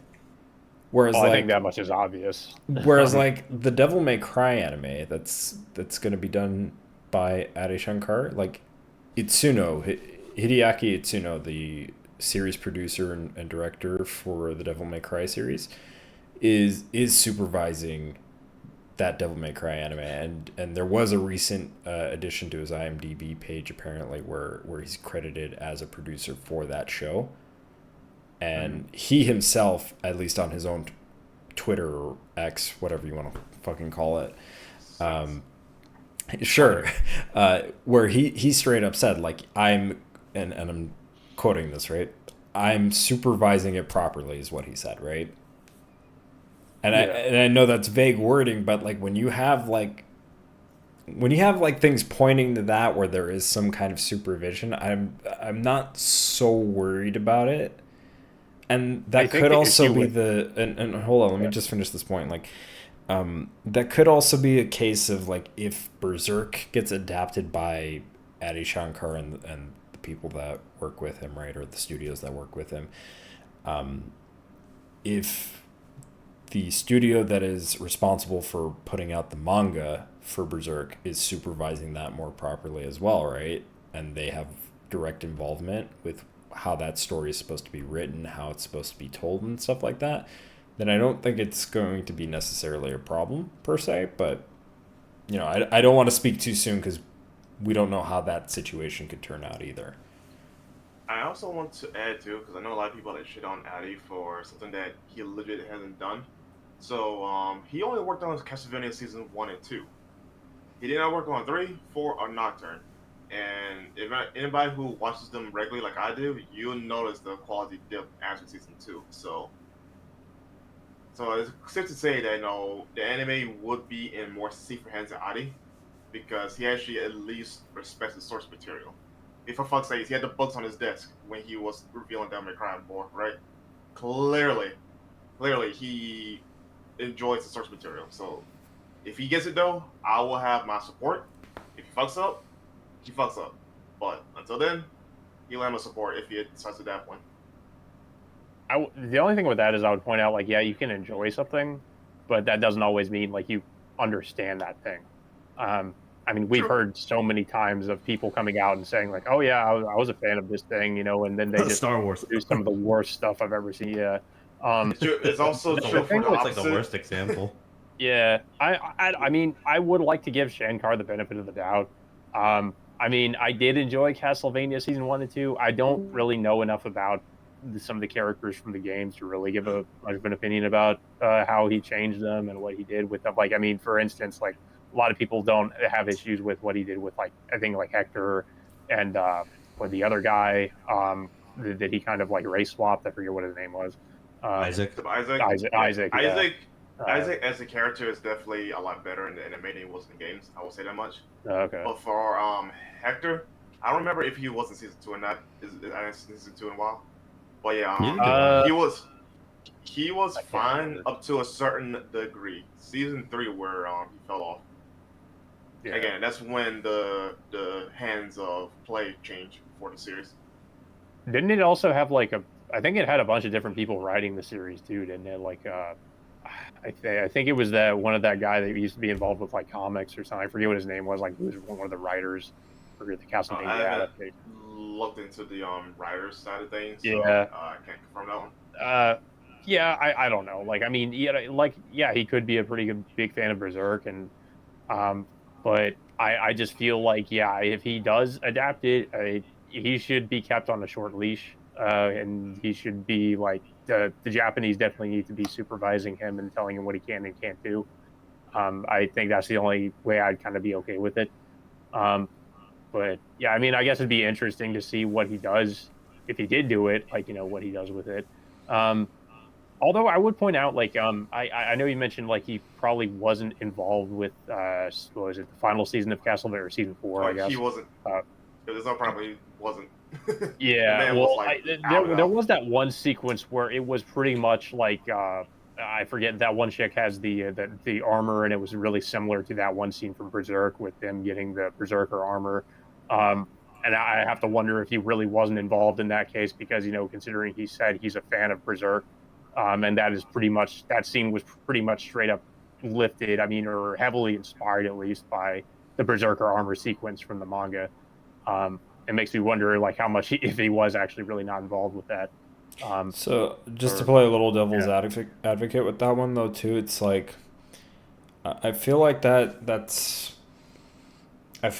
be a little bit of a like kind of like a cherry pick, only because of the fact that like I just point that out because let me finish my point here really quick, because the only reason why I would feel that way is just because of the fact that like animation studios tend to do this thing where like they will recreate something from other popular like anime or manga or any other form of media, and that might not necessarily mean that it's like, oh, okay, well, like we're doing it because we're fans of this thing, or there was that person's involvement. It was just more of a, hey, like everybody knows this, let's do our own take on that, like kind of like the Akira bike scene, right? I'm not saying that is indefinitely the case, because I could be wrong on that. I'm just saying that just to play a little devil's advocate, that it might not necessarily be a thing of like, well, he was a fan of this thing, so therefore that's why it is this way, right? It could just also be a coincidence. So yeah, possibly. So like, it's I'm not gonna say like anything in regards to how that could happen, because we don't even have like an announcement from Adi saying that they are gonna do an adaptation of Berserk. I don't even know if did he ever talk about being interested in adapting Berserk at all? I think he might have probably mentioned it in interviews or something. I forget because I remember hearing something about like how it was either him or somebody that works under him that mentioned it, that talked about how they were fans of the series and they would like to maybe do something with it one day. I don't know if that it might have either been him or it was somebody that worked in his studio that said that. Yeah, cause I'm not sure. I'm not sure. I'm not sure how I'd feel about it, I guess, is what I'm trying to get at. Because, like, I mean, it we would be don't. weird if he did, because I mean, if they approach it the same way they did the seasons of Castlevania, it would definitely be like shorter seasons. So, and I mean, I also don't know how they would even adapt the story of it, or where they pick up on the story. Um, like, I mean, I don't want to, like I said before, I don't want them to do Golden Age again. So, um, they would either have to start from the very beginning, or they would just go right into either Lost Children or Conviction arc, which Yeah, would be really weird. So I don't know how they would handle that. I definitely want a stronger adaptation of the Millennium Falcon arc, or is it called Convergence arc? Either way though, like I want Yeah, that to be. It's still probably one of my favorite arcs in Berserk, and that's like early Berserk too. So yeah, um, yeah. I mean, there's also stuff from the manga that never has been adapted either. I mean, Lost Children, for instance, I think that would be the easiest one because it's the shortest one that takes place after Golden Age, chronological. Well, yeah, chronologically. how Well, short is actually, it? no. Because Chronologically, I guess it would be the Black Swordsman, after Golden Age, and then leading into Lost Children. how short is it Um, exactly? Because they could probably turn it into OVA, save time and yeah, budget. You know. I mean, they could do a movie or something, I guess. Yeah, which is what we were kind of talking about earlier. Is that like they could? Yeah, I feel like certain smaller arcs would probably be better off being turned into like a movie or like a multi-part like miniseries or multi-part OVA or something like that. Um, hmm just because like I can understand why like a studio might not want to cover like a smaller arc if it doesn't mean that they can, if it doesn't mean that they feel as though like they can work with a lot of that or like try to make it fit into like, say, I don't know, maybe they get a contract for like like a single season that's like 24 episodes or something. I don't know, just a random number, right? yeah. But I should also maybe point out like too, like the mm, mentality of studios when they adapt manga series is that they most of the time, and at least this is how they approach it, is like they adapt it because not all the time, but usually they would it's a way to advertise like the manga, like it's an ongoing manga or something. And yeah. I was thinking about that, and I'm like, well, Berserk is now technically still ongoing. So I mean, it would be, I think now at this point in time would probably be as good a time as ever to, maybe do a new Berserk adaptation if that's the way they're thinking of it, or the way the Japanese usually think of doing something like an anime adaptation. Um, the only issue, like we've been talking about, is like, well, what are we even? How are we even going to adapt it? Like, where do we even begin? Like, the story. Um, are we going to do Golden Age again, or are we going to just kind of pick up at some point in this or some story arc in the manga and do that? Um, I mean, how are we going to go about that? So I mean, there's that, and then there's Mhm. also like, it's definitely probably going to be one of the hardest. I mean, let's not kid ourselves. It's going to be one of the hardest manga to really do a proper adaptation of, considering it's Berserk. Well, I yeah, mean, and that's again, that's kind of why I was bringing up the fact too. Like, I would assume that like a studio, if given a contract, they have to probably fit that within a certain amount of episodes or something like that. And some of those smaller arcs, they might not work to do a like 24 part or like a even like a 12 part, right? So Yeah. So that's all I'm really getting at. But I think unless if anybody else has anything to say in regards to the anime stuff, before we move on to just talking about the Berserk games, which is what I would really want to talk about for sure as well. Now's your time, I guess. Sure, let's move on. All right. So Berserk games, we got, as of right now, we only have 3. So not a whole lot, and only 2 of them have ever been localized. One of them is still Japan exclusive. I've only played 2 of those Berserk games. I have not played the one that's Japan exclusive. I don't know if I ever will. I hope I can, but we'll see. I'm not a big fan of the Berserk Musou game. I'm just going to get that right off my chest, just because, like, I think Berserk Musou, it does one thing right in that it lets you play as multiple different characters from that franchise, which is really cool. That I can't knock it for. However, what I will knock it for is that it is one of the slowest Musou games, and if people want to complain about manga accuracy, like, it's strange to me that people complain about that with the 2016 anime, but then say that Berserk Musou is better than the 2016 anime, even though it's not manga accurate. It just some weird arguments as far as, like, that's concerned. I can't speak on that because I haven't really played that far into the Berserk Musou game. And as far as the Berserk Dreamcast game, which is the only other Berserk game that has ever been localized, I fucking love that game. Dated as fuck. It's not really perfect, but as far as like arcadey style Dreamcast game, which, you know, that's, I guess, kind of what you would expect off of the Dreamcast. Really fun, probably one of the best looking games on the Dreamcast, and it has a really cool soundtrack. So yeah, they got the composer from the anime to come back for it. Also, I should mention the same developer also worked on the Millennium Falcon Berserk game from the PS2. Unfortunately, though, that wasn't, I guess, never really localized. Nope. However, but they're fan translations. Yeah, I was going to say there is a fan translation of it. The only way to play that, though, I think, is to emulate the game. But yeah, I mean, technically, you can play it in the West now if you really want to do that. But yeah, we never got an official localization of that, unfortunately. yeah, I think it's dumb because, like, I feel like we should get an HD collection. Like, I know Kaneki, you'd probably kill for an HD collection since you've been playing through some of those games recently. Yes, I would not mind the HD collection.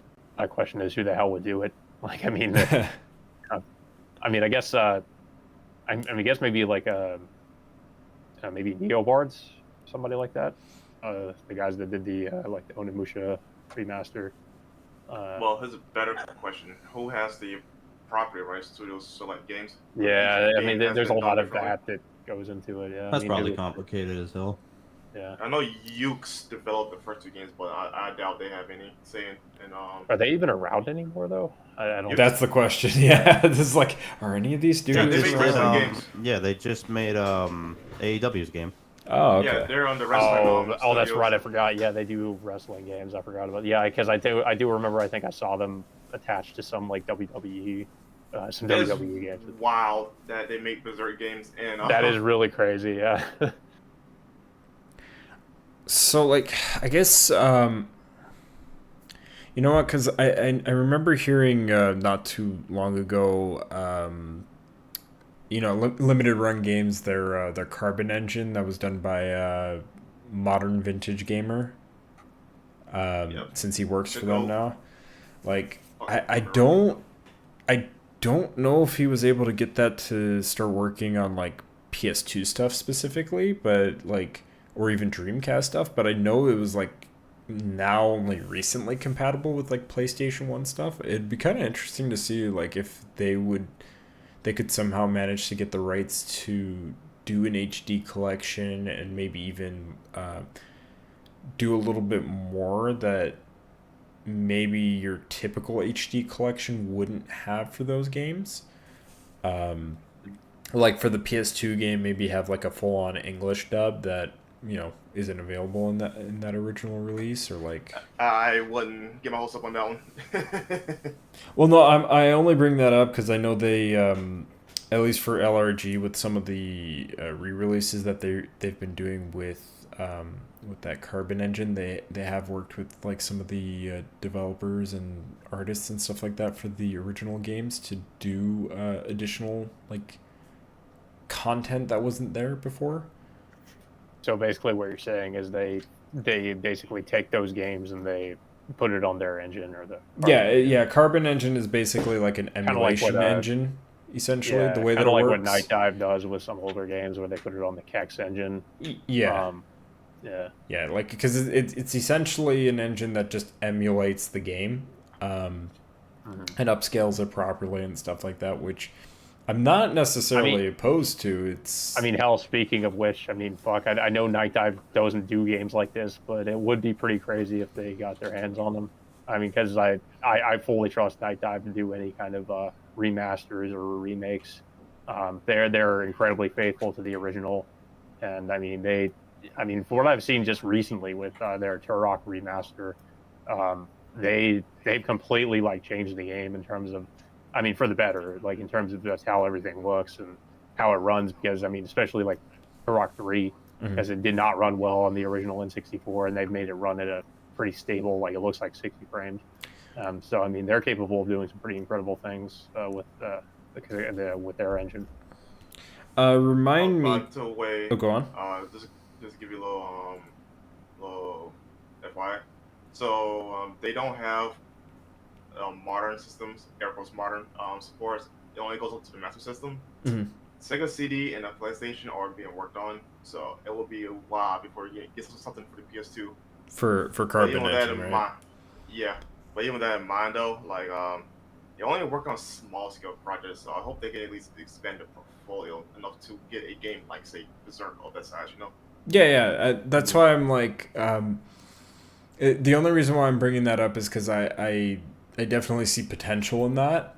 Because like if the tech is already there, right, and they're working on the possibility of having compatibility with specific hardware and stuff like that, then or rather specific games that came off of specific hardware, right? Then I just want to see it like get even bigger and better as time goes on, and it'd be really just cool to see like bigger projects with more specific brand recognition, I would say.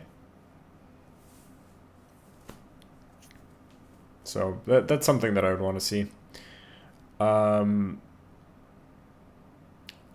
actually, speaking of which, too, like how many of you guys have played through the Dreamcast game? Just out of curiosity. I've seen cutscenes from it, but I've never actually played it myself. And the only one I actually touch. No, I've seen. I think I saw all the cutscenes for it on YouTube, but I forgot a lot about it, to be honest. What? Damn, so it's just me and Kaneki that played it.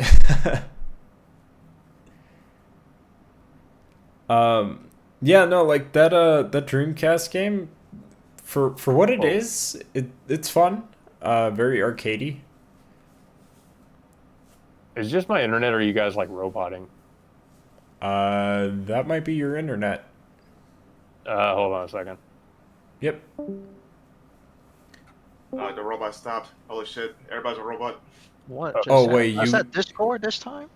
I just reconnected it. Yeah, it's fine now. It was actually Discord, not I was like, what the fuck? Okay, because you guys were fine on my end. Okay. Yeah, I didn't hear anything either. Well, that's weird. Okay. I didn't even hear what you guys said for the last couple seconds. Oh no, I was. Yeah, no, I mean, Dom just started roboting all of a sudden. Oh shit. Yeah. Good thing we're backup recording. Yeah. Well, I mean, I could always just cut that part out. So Yeah, but anyway, what I was saying was that it's just me and Kaneki that have played through the Dreamcast game then. Um, Correct. yeah, but I was saying it's pretty fun for what it is. It's very arcadey. Remember I don't remember a lot of it as far as like how exactly it plays. So Kaneki would probably have more to say on that. If you want to talk about On what, that. the Dreamcast game? Yeah, just how it feels when you play it and stuff like that. Well, like you said, from what I played, it's fun, but it's definitely dated. Mm. Uh, there are some enemies I can't dodge due to how dated the controls is. I know I like think one of the That complaints with that game is that the combat feels a little bit sluggish. I guess because of the way the way that Guts moves around. Um, um, I might add but too that if you try to like swing your giant sword in close quarters, or sorry, small corridors, it would start bouncing everywhere. So you gotta use your other yeah, weapons or whatever you have at disposal. I hope you yeah. like being in small hallways because there's a lot of them in that game. It I may know people almost made me said want they to turn off the improved game. the combat mechanics in the PS2 game though. So I mean, I like the PS2 one a bit more in terms of combat. yeah, Yeah, it is better, but only if you could get it to work in your favor, because it is also kind of like Yeah. clunky in a way, dated. But I wonder if some of that was on purpose, considering you're swinging around a giant sword as a quote unquote Oh normal no, not character. gotcha. again. Oh yeah, there Something about was. the combat mechanics of Berserk games. Yeah, it's outdated, sluggish. Some enemies I can't dodge because of the fact that the combat being sluggish. Yeah, there was and I forget exactly how it works. Kaneki's probably gonna know this a little more just because he's What's up? been playing it recently. But do you remember the mechanic at least in the first one where they have like kind of like a devil trigger or like a berserk Yeah. thing where like he doesn't have the berserker armor because he's still technically in like the black swordsman arc, so he's just wearing the standard black armor. But he does go like berserk in the game, and that like enhances his attack speed and power. Yeah, Um, pretty much. And you have to kill a lot of enemies to do that. yeah, and I forget exactly how to like trigger it per se. But when I remember, I just used the swing attacks. It just used the swords to attack enemies. Sometimes it could also trigger it when they hit you too. Mm-hmm. So there's like multiple ways for it to trigger it. But I would recommend not trying to get hit a lot because they can sometimes combo you to death if you're not careful. Yeah, some of those stages were kind of hard, especially when you're going back into the town. I recently stopped at Zod is in the game, right? Yeah, yeah. That's where I'm at. I stopped at Zod because I can't dodge his shit because how outdated the controls is. Yeah, the Zod boss fight is kind of rough, but it's not the. I would argue it's not the worst boss fight. I would argue that the final boss fight is actually the worst one. Oh no. Well, From I what I know what boss remember, not to it look just forward to. yeah. From what I remember, it was just not a lot of fun. It you get damaged a lot in that one.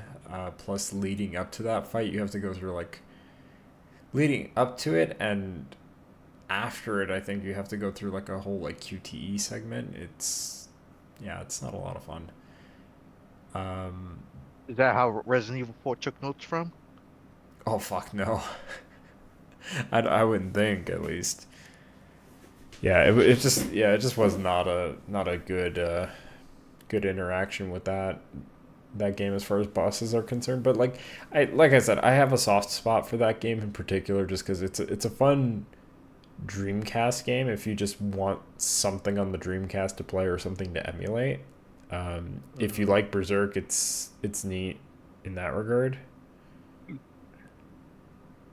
So yeah, it's not bad, but you have more experience with the PS2 game as well. Um, Not really. I Mm-hmm. only experienced like like the beginning of the game. I don't know Yeah, how same. far I stopped. Well, But, I mean, like you have more experience than me, whereas like I've never played that PS2 game, so I have Oh, yeah, yeah, yeah. nothing to say about the PS2 game. I'll just say the combat for what I played was at least compared is way better than the Dreamcast. Not by much, but you'll notice the difference once you pick it up and play. Mm. It does have some surprisingly good mechanical depth to it, though. I just wish it came Yeah. together a little better. Like, you have executions, you have like item management for your stuff, you got assists from your companions and whatnot, and then you got your apeshit mode. So I'm like, yeah, like it has a lot of good stuff together, though. I just wish it was a bit more polished. I like how you just call it the ape shit mode. And that's basically what it is. He just goes ham. Like when you Return get to chance, man. monkey. Like when you get chance, man, either just watch someone play it or play it yourself. Like it is a fantastic little game. I've watched the cutscenes with you and James like way back when, but I've never actually watched the gameplay. So that's gonna be something I'm gonna have to check out because I do want to play that game someday. And to be quite honest, like I wouldn't mind just picking up like a Japanese PS2 and a copy of the game, in order to play it for sure. I would suggest you just emulate it because you will be getting a far better experience than just playing on natural hardware. Mm. Like I ain't saying don't Confirm. pick up a copy. Pick up a copy. Like you should do it. Yeah, like But just play it on emulation. no, and I'm not necessarily disagreeing. It's just like the fucking curiosity in me of just like how does that game look like upscaled and how does it actually run on real hardware is like it's got my interest peaked enough to want to do that. Is all I'm saying. Like can you just use your modded PS2 since you can break the region lock on it? I probably can. I don't know how to do it though. So Yeah, should look into that then. yeah. Because I probably could. I know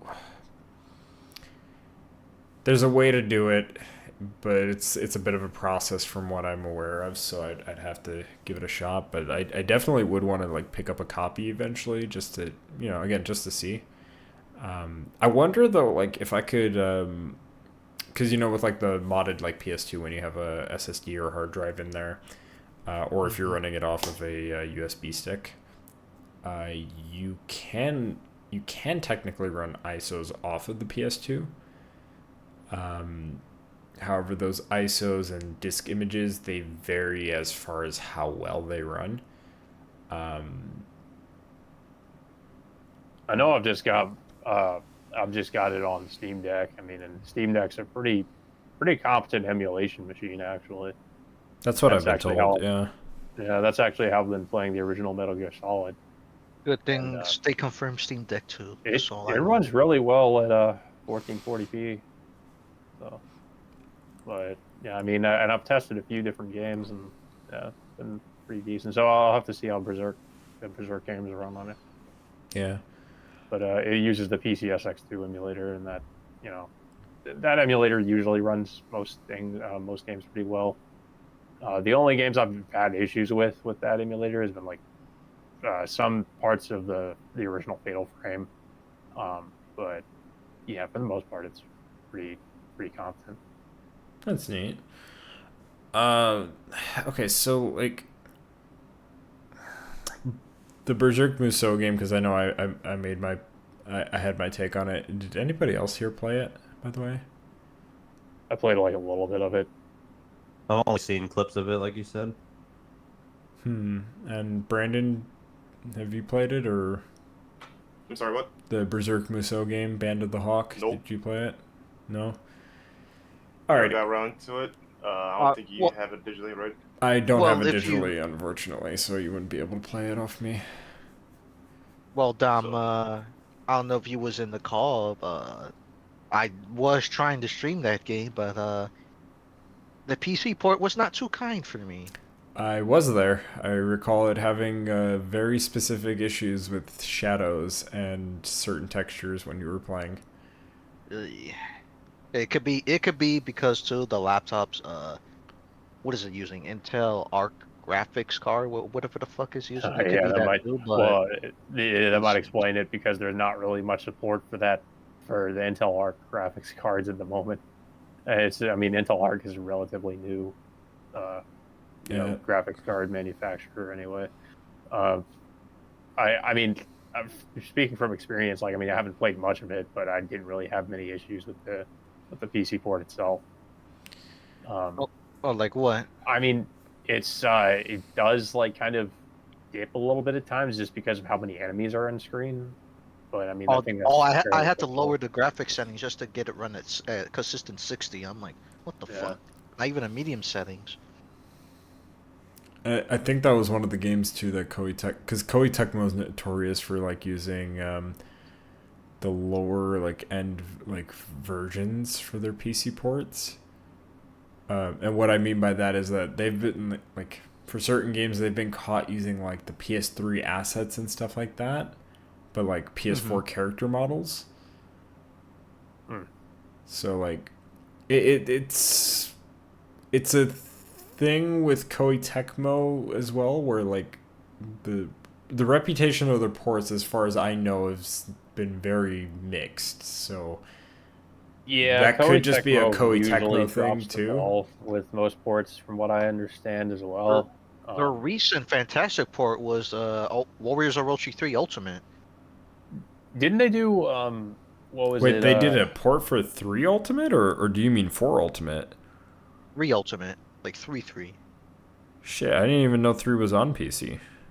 Yeah, Saint shouts to Sing. He told us about it, and I know I some went of elsewhere to try it. Oh, I'm sorry to interrupt, but I went elsewhere to try it, and the port was really excellent. No dipping, no graphical issues. When I tried it out, it's like, why can't Koei Tecmo do this to their ports often? yeah, like I know some of the ports they've done, like I think what was it? What was that like Souls like? I know they did a Stranger of Paradise. That was also another bad port, but Neo? not Neo. It was this other game that was like Neo, but it was like I think it Wolong? was in China. Yeah, I Wolong? think it was Wolong. Yeah, I remember that one being horrible. Like it launched and people were saying it ran terribly. I don't know how it On runs PC, now. yeah. Well, yeah, I mean on the PC. Because on Game Pass, it was fine. I had no issue with Yeah. it. Oh, you know what? Actually, I do remember this coming out on PC because I think James was playing it on the Yarhar 7 Seas that he was on at the time when he was playing I don't it. know what you're talking about. Man, snitching, suffering, holy shit. Oh, what? I don't know anything about piracy. You're the pirate. I'm a pirate historian. Yeah. Actually, you were playing One Piece Pirate Warriors. That is what I was trying to say. Yeah, the One Piece is out there, gentlemen. Don't give up. But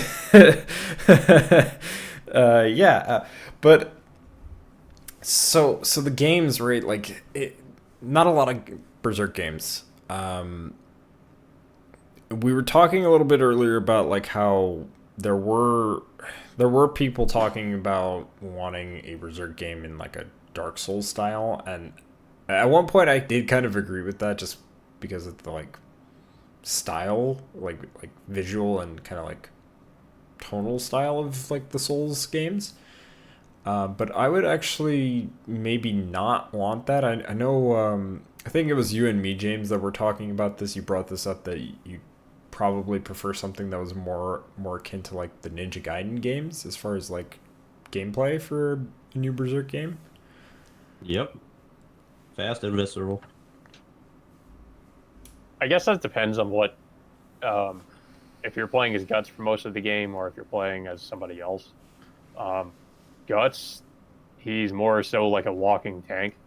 Like, he just has a giant sword and he's got just a really heavy armor. So I feel like his gameplay style would be more, slow and methodical, I guess. Whereas maybe another character like, maybe like if you played as Costco or Judo or somebody else, like it'd be a lot more fast paced. So here's the thing. You would think that, and this is where I would disagree only because of Berserk Musou, because they did that for Berserk Musou and I fucking hate the gameplay for it. I feel like it's too slow. Yeah. And I say I that mean, out I loud- guess as long as they have some kind of a balance or something, it can Like, work.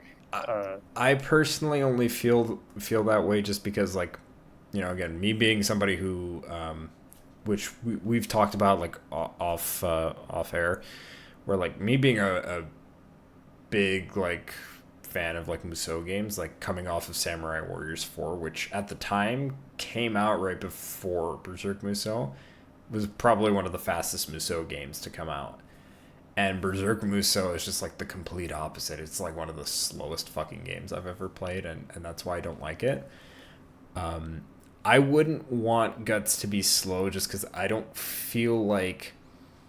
Like, I understand that he's supposed to be, like, this very powerhouse character, but I don't feel like he's a slow-moving character, per se. And especially with the way that he attacks and stuff like that, I just feel like what it should be is, like, a balance of... Not necessarily, like, oh, he's lightning fast, per se, but, like, there is some, like...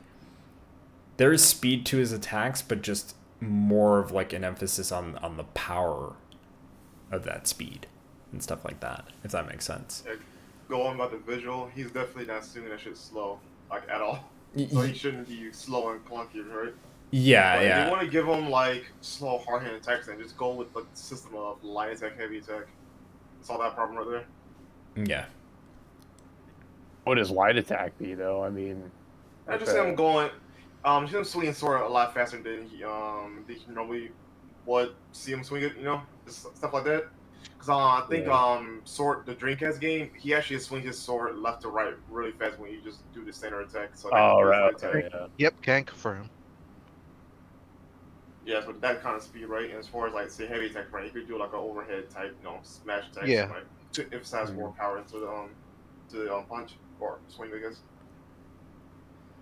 Yeah, and again, kind of going back to, like, Berserk Musou really quick too, like, the one thing that I will praise that game for is that you can play as multiple characters.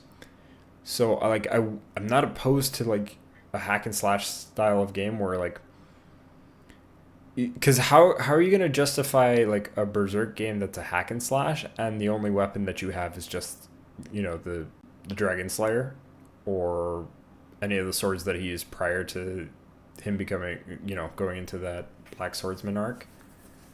Well, I mean, it still technically counts. I mean, like, yeah, technically, but it's like, you run into the Ninja Gaiden. You get where I'm going with this, right? It's like you get into the Ninja Gaiden 3 issue where it's like all, like, vanilla Ninja Gaiden 3 before the DLC that was patched into the game, where it was just swords. Like, and nobody wants to play that fucking game. Like, it's not good. Pre-patch Ninja Gaiden 3, pre-Razor's Edge, it was not fucking good. Like, it's really bad. Like, and I wouldn't want that for Berserk. And I think to kind of counterbalance that for a Berserk hack and slash game, you would have to have the other characters become playable to justify, like, okay, well, we don't have multiple weapons, but you switch to these other characters and they get they have different play styles based off of the types of weapons that they're using, right? Sometimes play their perspective in the story, maybe. Yeah, which Just to spice it up. Which you kind of already do in Berserk Musou. It just, like, I really don't like that game. I really don't like that game.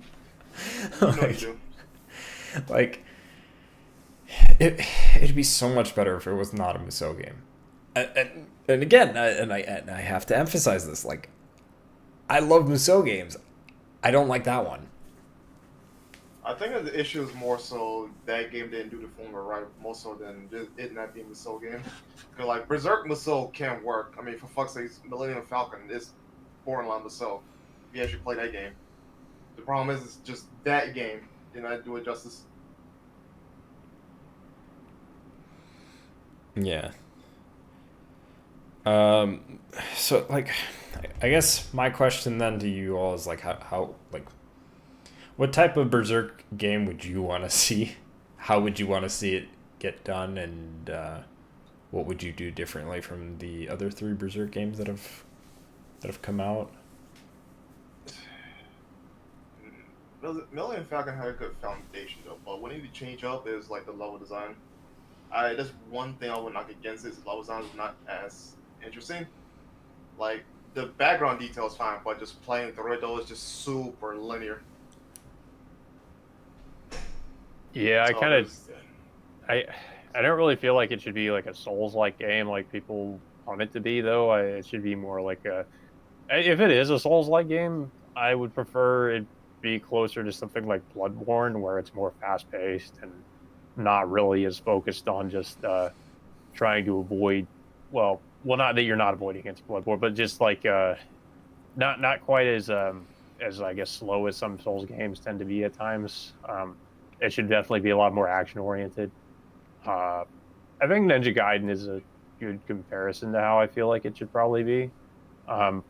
Maybe not as nearly as maybe as fast as somebody like Ryu, a character like Ryu Hayabusa, but somewhat similar. Have like a similar gore system where you where Ninja Gaiden you can cut off limbs and stuff. That would be kind of cool. I would take the level design for a Souls game more so than I guess maybe certain aspects of a Souls game, like the same kind of atmosphere, same kind of level design would probably be good. I mean, it just depends on how it's done, I suppose. But yeah, I feel like more like less Souls, maybe certain aspects of Souls, but also just more of a standard action game, sort of similar to Ninja Gaiden.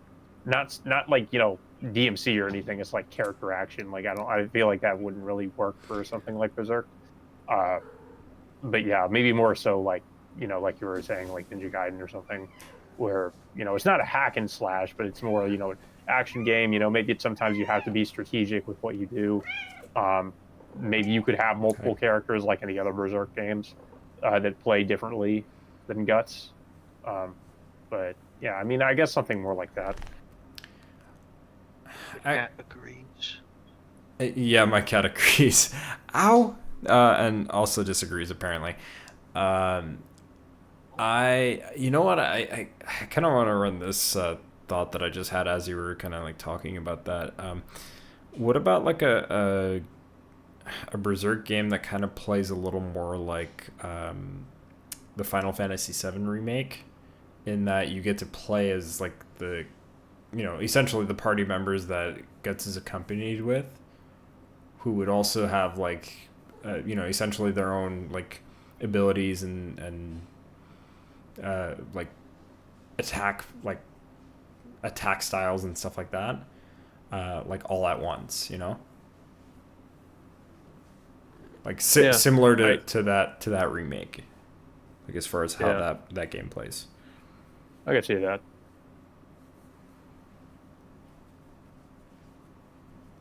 Anybody else?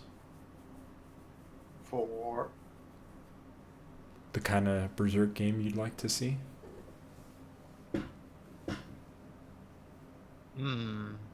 low key. I wouldn't be against having an RPG Berserk game, but I'm not sure they could get that to work. Like an action RPG or No, a turn-based. Yes, action. I mean, Fuck off, Brandon. I'm gonna play a little devil's advocate. I wouldn't. Guts, mind. you can't berserk yet. It's not your turn. Okay, I'm gonna He's play. a fucking ass. Holy shit. Okay, so I'm gonna play a little devil's advocate here. Not necessarily a like traditional turn-based style like JRPG, but more like a strategy RPG. I'm kind of like. Okay, so like what I have in mind is, have any of you in here played Koudelka at all? I've heard of it. I've never played it though. Oh, okay. Every one of you is missing out, and you need to play like right the fuck now. Isn't it Koudelka in the Shadow Hearts series? Yes, it is. It is the first game in that whole series. So Koudelka, like that PlayStation 1 game, the way that they had their combat set up is, it's kind of like a tactical RPG. Bless you, by the way. Thank you. It's kind of like a tactical RPG where you place your character on a grid or whatever, but it is still technically turn based. And you only have the 3 party members, and you could equip them with like whatever weapon you have, any type of all the characters have like the same type of magic and stuff like that. And depending on how you level up those characters, that's what they're going to be proficient in. So like if you hypothetically, if you level up Kodelka with like high level speed and like faith and stuff like that, she'll have more turns than the enemy, and she'll also be just really good at like fucking slapping out magic. Whereas like Edward, for example, can be like really good at like just strength if you focus on like strength and dex and stuff like that. It's a really fun game, really fun RPG, and I feel like we don't have a lot of RPGs that play like Kodelka, which is why I kind of bring that up. And I know that that's probably not a very popular like play style, but I feel like it'd still be fun to play. But that's just because I like that game. So,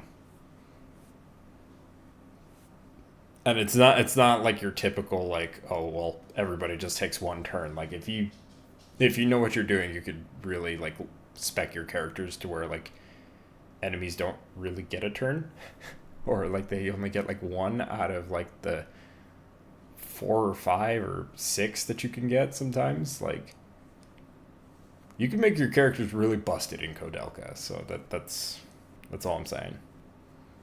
I hope so.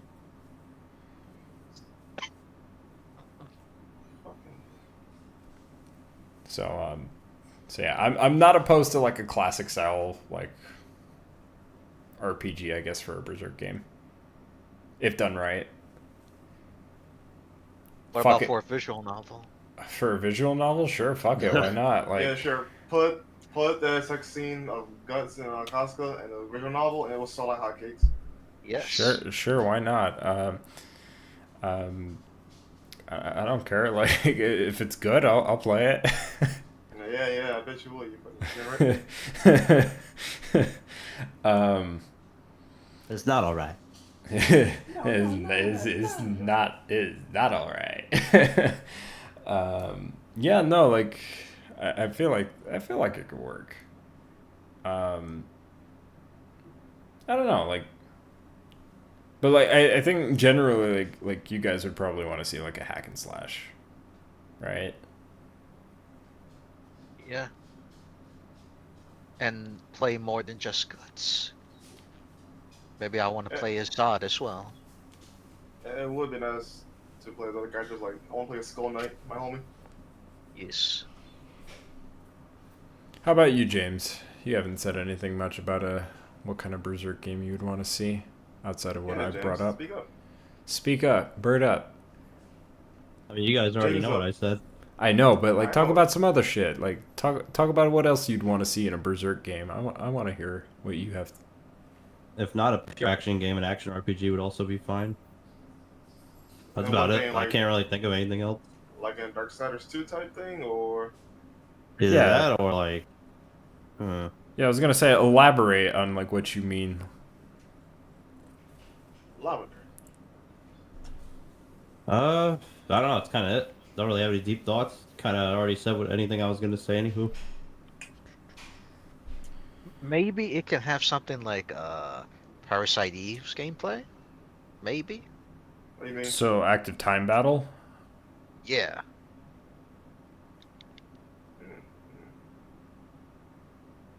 That sounds fun though, but I don't think the general audience would care about that. No. I think there was a mobile turn-based Berserk game, but I don't remember.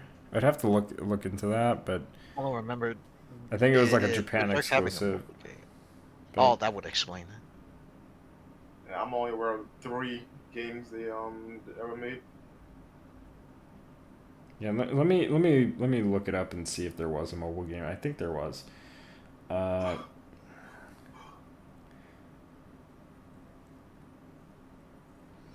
Yeah, it was a There was an RPG mobile game called Berserk: Raging Waves of Mercenaries that was like released back in like That's a 2013. mouthful. Oh. Bro, the Musou game is a mouthful. It's Berserk and the Band of the Hawk. I think that one's worse though. All you need now is like an extra subtitle to make it worse.